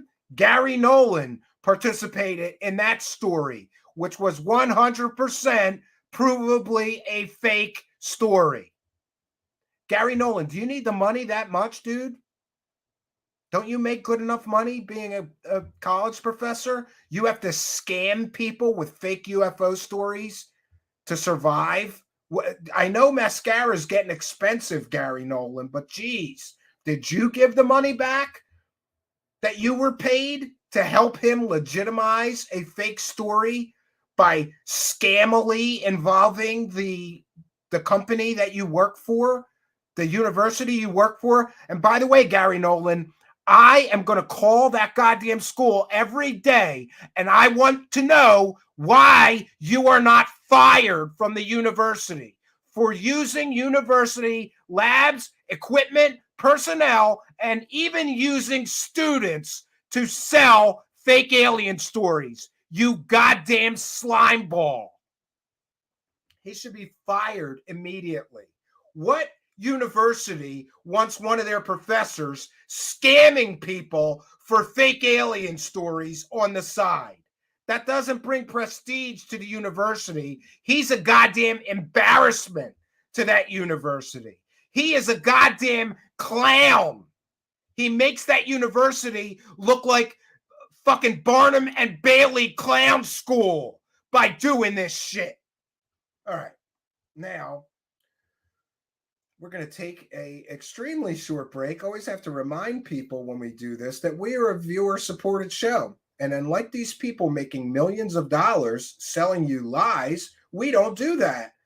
Aren't you tired of all these UFO scammers scamming you for the next big revelation coming soon? Aren't you tired of these chase the carrot, kick the can assholes selling you fake stories? We have shown you that at least two of these clowns are lying about being in possession of classified information. Go talk to anybody who works with or deals with classified information. If what they're saying is true, they would all be under federal investigation or federal indictments for being in possession of classified information from classified projects or from skiffs. The only reason they're not in handcuffs is because they're not in possession of any of that. They are lying to everyone. And I, for one, am getting sick of this shit, right? We here bring you facts. We bring you evidence. And here's a fact. If either Ross Coulthard, Gary Nolan, James Fox, or any of these people were getting leaked classified information, they would be in handcuffs or in federal prison right now.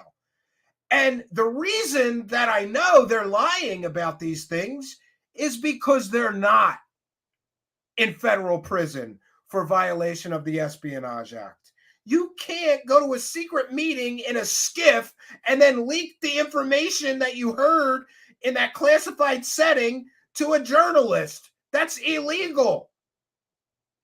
They're liars, fraudsters, hoaxers, scammers. They are the UFO whores. So we like to remind people that we are a viewer-supported show.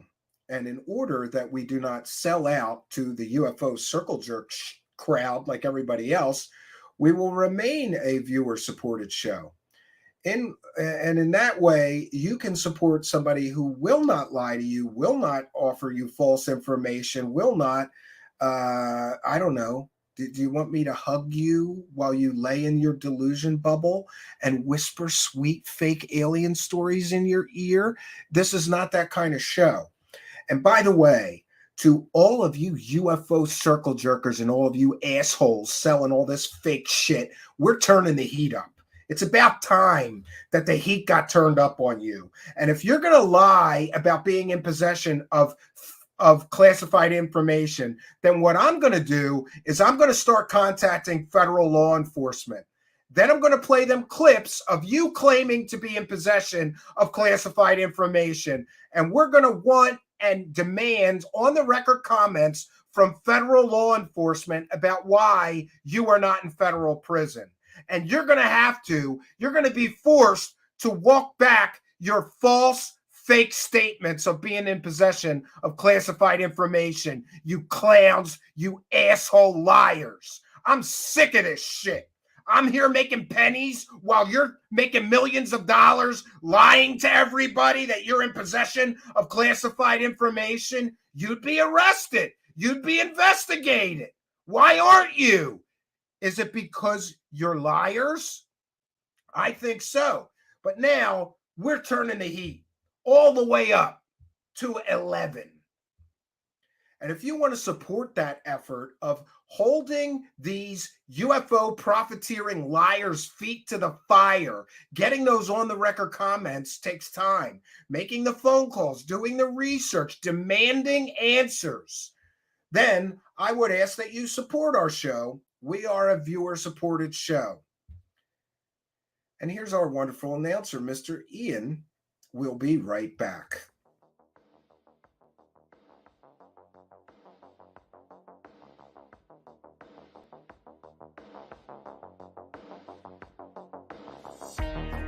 Truthseekers is a viewer-supported show. Wonderful people like you who enjoy this show send pledges in the form of super chats, super stickers, super thanks, PayPal, or Cash App. Instructions for how to help are in the description. You can also join our Patreon, and for as little as $1 a month you can get extra content. Patreon supporters get a backstage pass, early access to all our production videos before they are distributed publicly, Stephen Campion's music, private writings, a monthly show journal, and more. You can also become a YouTube channel member for $5 a month. A YouTube membership includes all of the Patreon benefits, plus a special members badge, priority reply to video comments, and the live chat, plus a monthly members-only video. We thank you all, kind and generous benefactors, for supporting Truthseekers.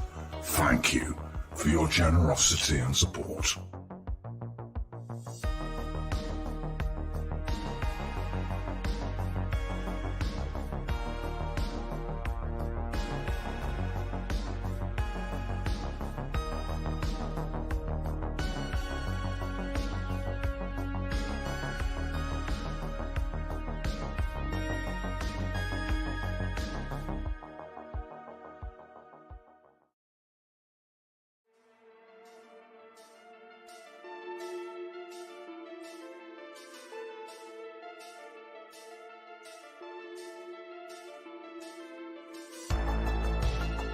Thanks for being here. This is Truthseekers with your host, Stephen Cambion. Please rate, like, and comment on our videos or podcasts.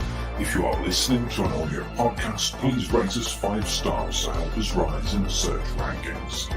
If you are watching on YouTube, please like, comment, and subscribe to our channel. If you're listening to an audio podcast, we love and appreciate you listeners, but you are missing the live tapings. All our shows are recorded live with video feed. We'd love you to come be a part of our live broadcasts and tapings for the podcast. Head on over to YouTube, click the search tool, the little magnifying glass, put Truthseekers, one word in the search bar, and hit enter. You'll see a strange and mysterious guy with sunglasses. That means you found the channel. Go there, smash the subscribe button, and hit the notification bell to receive up-to-date info on our YouTube channel. We welcome you to be a part of our live taping and our chat group during the live broadcasts. Seek the truth. Speak the truth. This is Truthseekers. Truthseekers.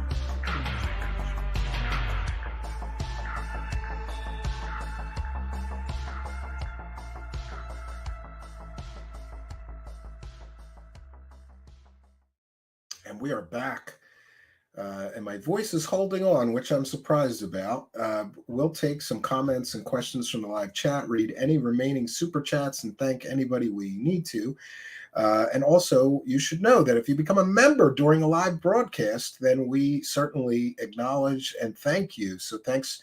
Chris K just became a YouTube member. So Chris K gets access to our members-only video archive, some extra goodies, including early access to our produced videos. I've got a few that I hope to drop this week. Sitting around here not doing much. I might as well catch up on that editing. So thank you, Chris K. You also get a member's badge and some extra YouTube goodies. Trolly Troll Troll with a kind and generous $5 super chat. Thank you for that. And thank you as well for being a member. Asking, are you still having Emily on Thursday? She's great. Actually, I decided, we both decided that Emily will be here next Thursday night at 9 p.m. Eastern Standard Time for sure. I was a little concerned I might still lose my voice or be still suffering from the lingering effects of COVID here. So we punted that to next week, but I thank you for your kindness, generosity, and support. And for those unaware, you can check her YouTube channel. It's Weird Reads by Emily Louise. And Truthseekers was featured in an excellent new video about Alternative 3 and the Secret Space Program. And she did an excellent job. There's a funny montage of clips from many different Truthseeker shows and me talking about UFO circle jerkers, and she did a great job on that whole video, so you guys should check it out. And thank you for helping us to praise the cash. Praise the cash, praise the cash, praise the cash. Thank you for your kindness, generosity, and support. So questions or comments for me, please put them in all capital letters, and we will be happy to answer some questions or comments. I'm going to be making a video about this specific issue of these clowns claiming they're in possession of classified information. They are not. And we know they're not because they're not in federal prison. And that's where they screw up. They don't realize that if they were really and truly telling the truth about the things that they're saying, that not only would they be in prison, but anybody leaking them that information, especially from a skiff, would be also thrown out of the military, thrown out of their government jobs, lose their pension, and be criminally prosecuted. They forget these things. Details matter, and it's important that these clowns are not able to just run around and lie. And we know they're lying in those cases. Sure. I'm sorry to hear that. Red Brick Investigations 1 says, we're here on Twitch must be forgotten out here in the outer realm. It's still good to be here, though. No, we see you. And I'll go over to the Twitch chat and put a nice notice to thank those few people that choose to go to the Twitch live chat. We'll just say hello, Twitch chatters. And I thank you for always being there. Yeah. So Still not feeling my very best, but I believe that we will be back tomorrow night at 9 p.m. Eastern Standard Time. And boy, I've never heard that. Truthseekers says, did you know Wilcock is in a Wesley Snipes movie, Final Recall, about 24 minutes in? That's got to be a guy that just looks like him, right? It can't actually be him, Madam Two Swords. But by the way, good to see you there in the live chat. I haven't seen you in quite some time. Always happy to see a user in the live chat that I haven't seen for quite some time. Sure. Mace says that's what the Men in Black do. They arrest people who are telling classified information. Well, yeah, and we've got an upcoming show on the Men in Black. Tomorrow night, we're going to be talking about Skinwalker Scam. Skinwalker Cash. Skinwalker Ranch. So tomorrow night, I think we're going to focus on some of the latest of Skinwalker Ranch.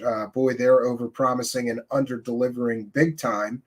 And what we are seeing is that people are calling them out on it, including Stephen Greenstreet and Mick West, and it is a laugh riot. Now they are saying that there is essentially, high levels of radiation.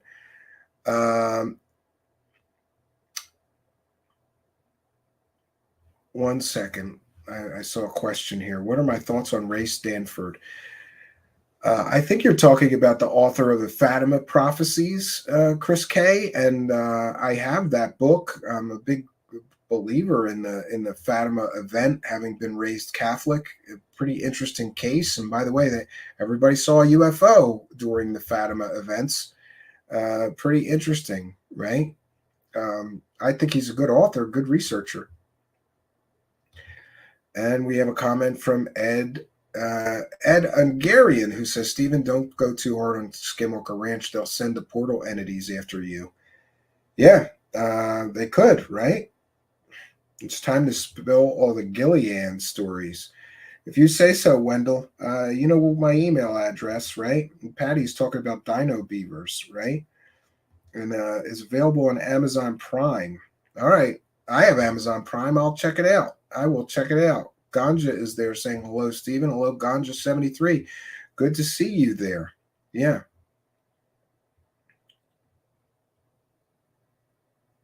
Yeah, exactly. Josh says they wouldn't put them in prison because it would mean the information they were talking about would be true. The Dolan defense. Sure. This is garbage. It's absolutely garbage that these people claim to be in possession of classified information. Dino beavers.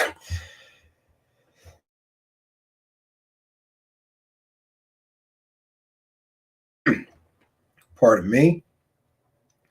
We made it through. Archaic Revival says the COVID cure is the album Honky Tonk by Sunvolt. Well, I will certainly check it out. Art and Paranormal reminding everybody that you too can email me if you so choose to. Supposedly, Ray has tons and tons of UFO photos and some extraterrestrial rocks. It could be. I mean, I don't know. He's a pretty interesting guy, right? Wreaking Havoc says grifters have purposely made ufology impossible for real experiences to share real evidence because it will challenge their grifts. Quite possibly. Al Warrior says Skinwalker Ranch is no bueno. Yeah. Yeah.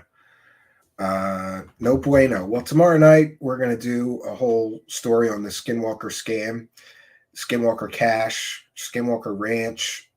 I think, by the way, that's coming to an end. They can't keep pushing, pictures of moths, videos of moths, and keep that show going. I sort of feel bad for who is it, Brandon Fugel, who wasted millions of dollars on garbage, right? But he's a true believer, and he has the millions of dollars to waste. So good for him if he wants to keep pouring money down a black hole so that Travis Taylor will have, plenty of money. Good for him. I don't find Travis Taylor the least bit credible. I think he's a wackadoo too. But we'll go into more detail on that tomorrow night. Yes, Jay Bench says Skinwalker Ranch is decent entertainment, and an entertainment is all it is.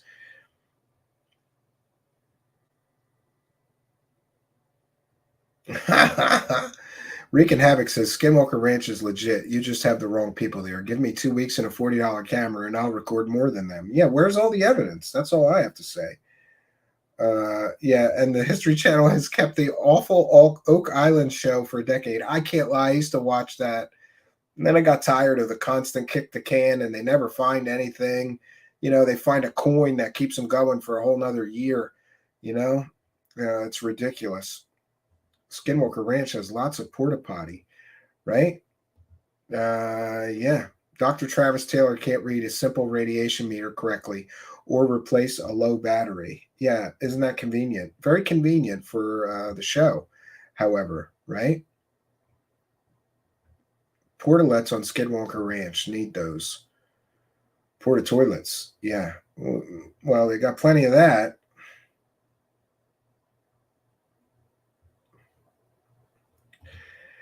And Freya Anderson is here with a good comment. Skinwalker Ranch has all the stories. Like, I'm just waiting for them to say they have Jin in tracksuits slugging vodka shots and pimping scientists out to the graves. They literally claim it all. Yeah, one-stop shop. If you're trying to sell paranormal bullshit, it's really ridiculous.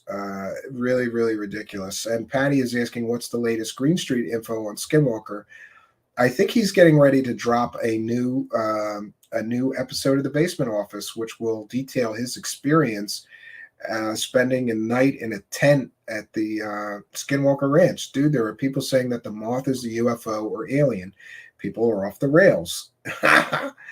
Yeah, I agree. And Randy 1979, Vice Admiral Tiger, says the curse of Oak Island is nothing more than an old hole dug by a woodchuck.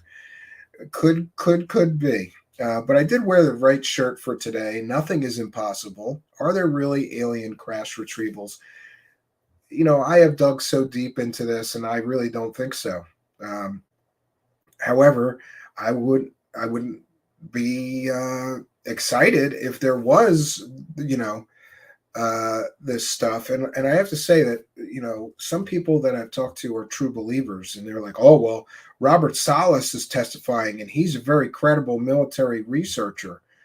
But what you need to know is that Robert Salas also claimed to have superpowers and also claimed to be abducted by aliens. He's not credible. That's one person who is testifying to members of Congress, but he's a wackadoo. So, and isn't it interesting how so many of these people are so easily discredited, right? It's almost like they purposefully put forward people that can be quickly and easily discredited.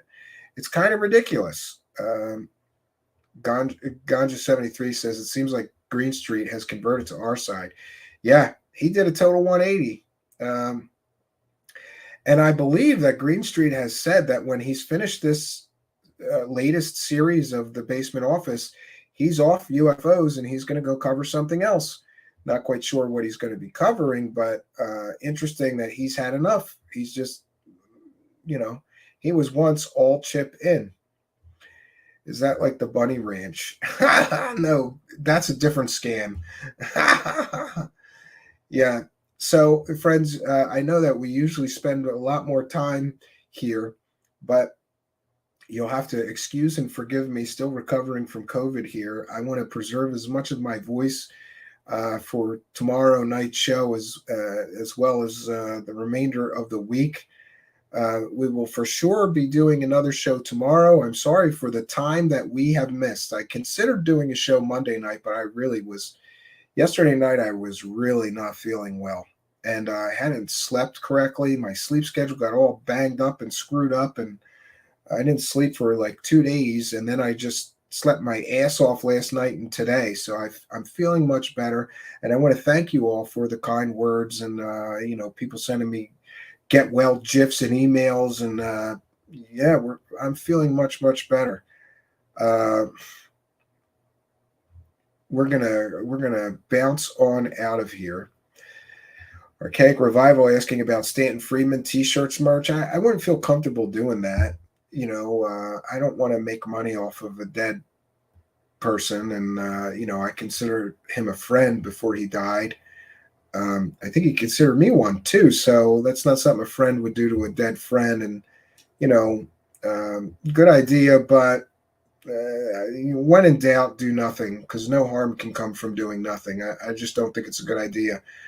Now, I do think that we're going to be having Bob Lazar t-shirts and Element 115 t-shirts and other things like that, because if those clowns can make money off of fake shit, so can we.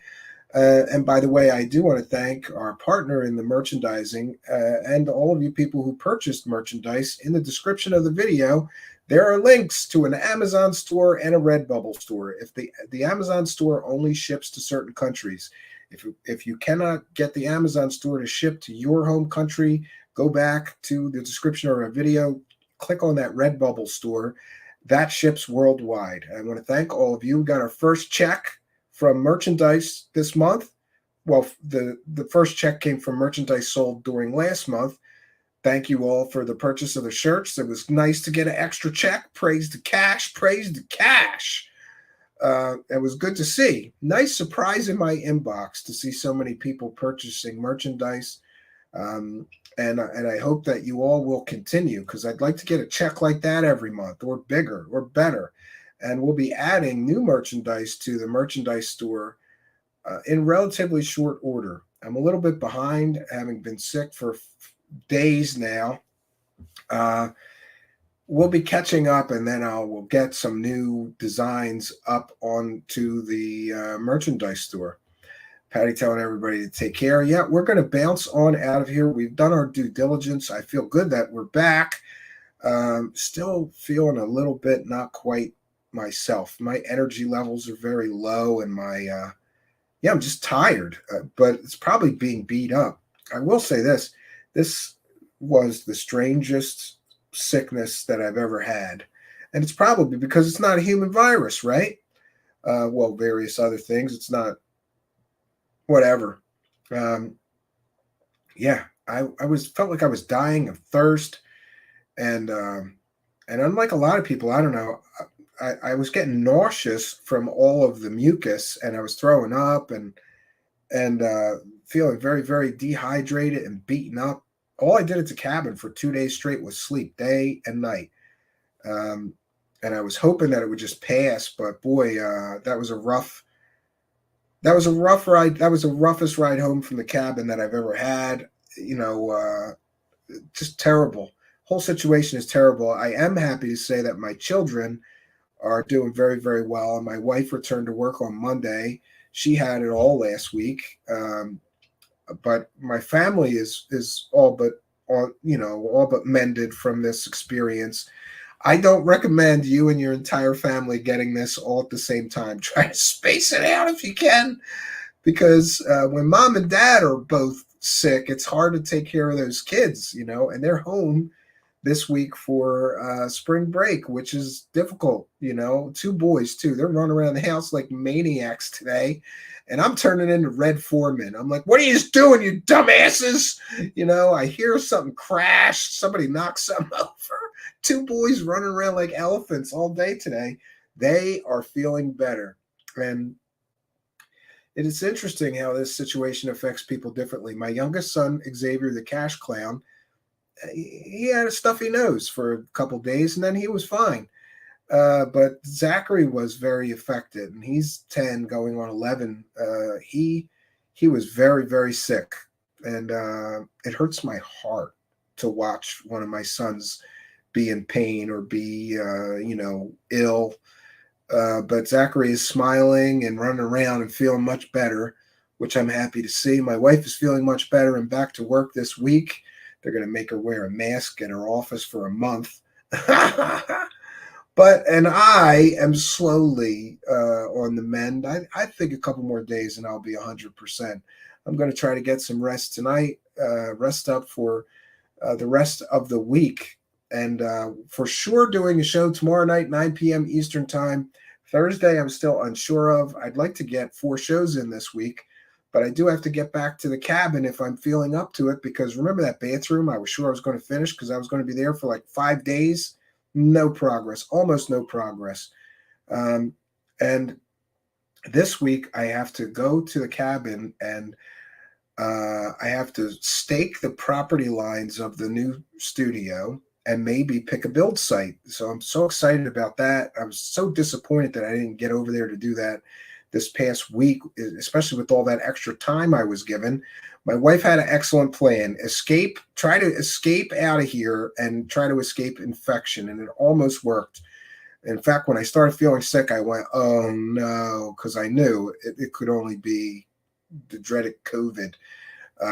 But we got through it. And I got to tell you, very rough. And then the added stress of idiots telling me what to do, that my doctors are wrong, or, you know, I didn't need that with a whole family sick at the same time. But I'm glad, you know, we're making it through. I always think that saying this too will pass. You know, I kept telling myself that because this is the worst timing for it too, because I knew my kids are going to be home all week, and then that means you're kind of stuck in the house with them. We're going outside tomorrow, even if we just go in the backyard to play for a while. We'll do something to try to burn off that boy energy. Yeah, so that's all we got for you, friends. I'll be back tomorrow night, 9 p.m. Eastern Standard Time. Thank you, really, for all the well wishes. Made me feel good. Every time I checked online, there was another email, another direct message or private message telling me people hope that I feel better, and I do, and I do. And if you're a person that believes in the power of prayer, we'll take all of that we could get. Otherwise, you know, yeah, I'll just be trying to get some rest as much as I can. So we'll be a little on the slow side of things for this week. But as soon as I'm feeling up to it, I've got some incredible new plans. I've let you in on some of them. We're turning up the heat on the Grifter Squad. I think it's about time, right? No mercy. I'm done. I'm done with that aspect of things, right? At one point, I thought it's enough to just give people the information. But at some point, when people are literally doing stupid things like lying and saying they're in possession of classified information, it's time to turn up the heat on those people and prove them for the liars that they are. And, you know, if no one else is going to do it, let it be me. We'll do it. We're going to turn the heat up on these grifters in the next couple of weeks. I think you're going to like some of the plans that I have, and I will share more as more becomes available to me. So that's all we got for you, friends. We'll be back tomorrow night, 9 p.m. Eastern Standard Time. So that's all we got. Until next time, friends, my name is Stephen Cambion. Good night, and God bless all of you.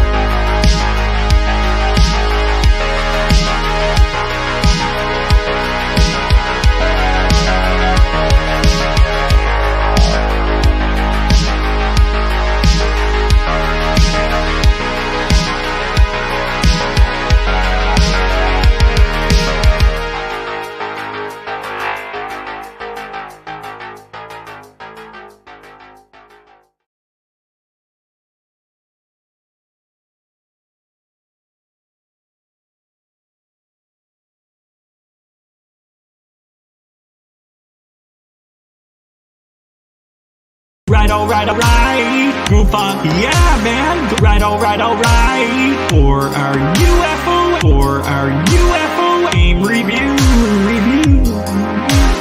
Goof on, yeah, man. For our UFO game review.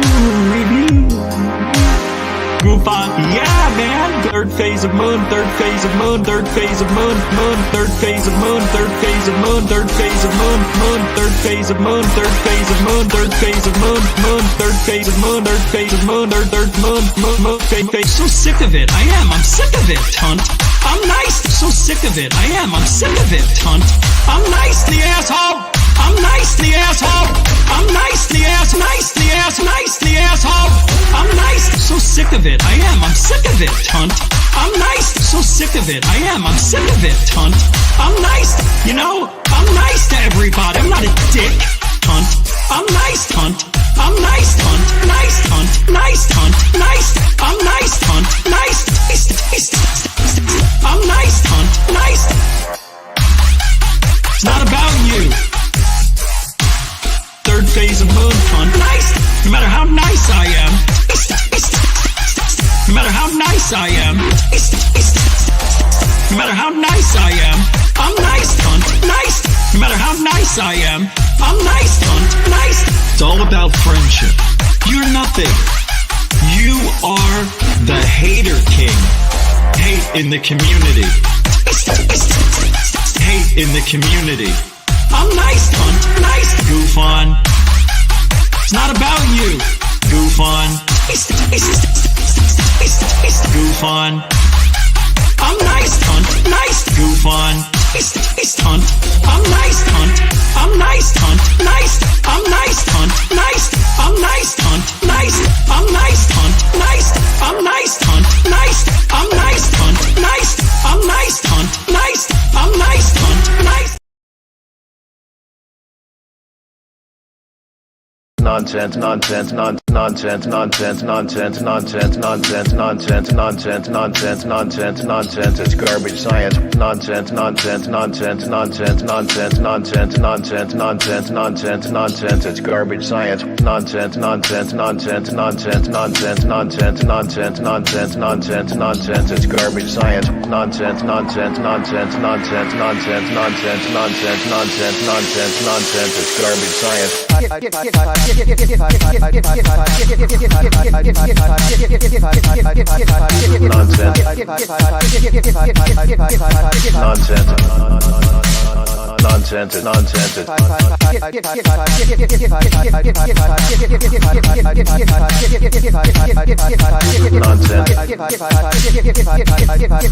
Nonsense, nonsense. Nonsense, nonsense. Spheres. We have no evidence. Pyramids. We have no evidence. Cubes. We have no evidence. And cigars. We have no evidence. Spheres. We have no evidence. Pyramids. We have no evidence. Cubes. We have no evidence. And cigars. We have no evidence. Spheres. We have no evidence. Pyramids. We have no evidence. Cubes. We have no evidence. And cigars. We have no evidence. Spheres. We have no evidence. Pyramids. We have no evidence. Cubes. We have no evidence. And cigars. We have no evidence. We have no evidence. We have no evidence. We have no evidence. We have no evidence. We have no evidence. We have no evidence. We have no evidence. We have no evidence.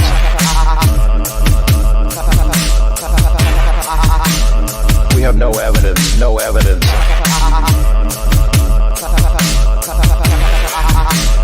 We have no evidence, no evidence, no evidence, no evidence, evidence, evidence, evidence, evidence, evidence, evidence, evidence, evidence, evidence, evidence, evidence, evidence, evidence.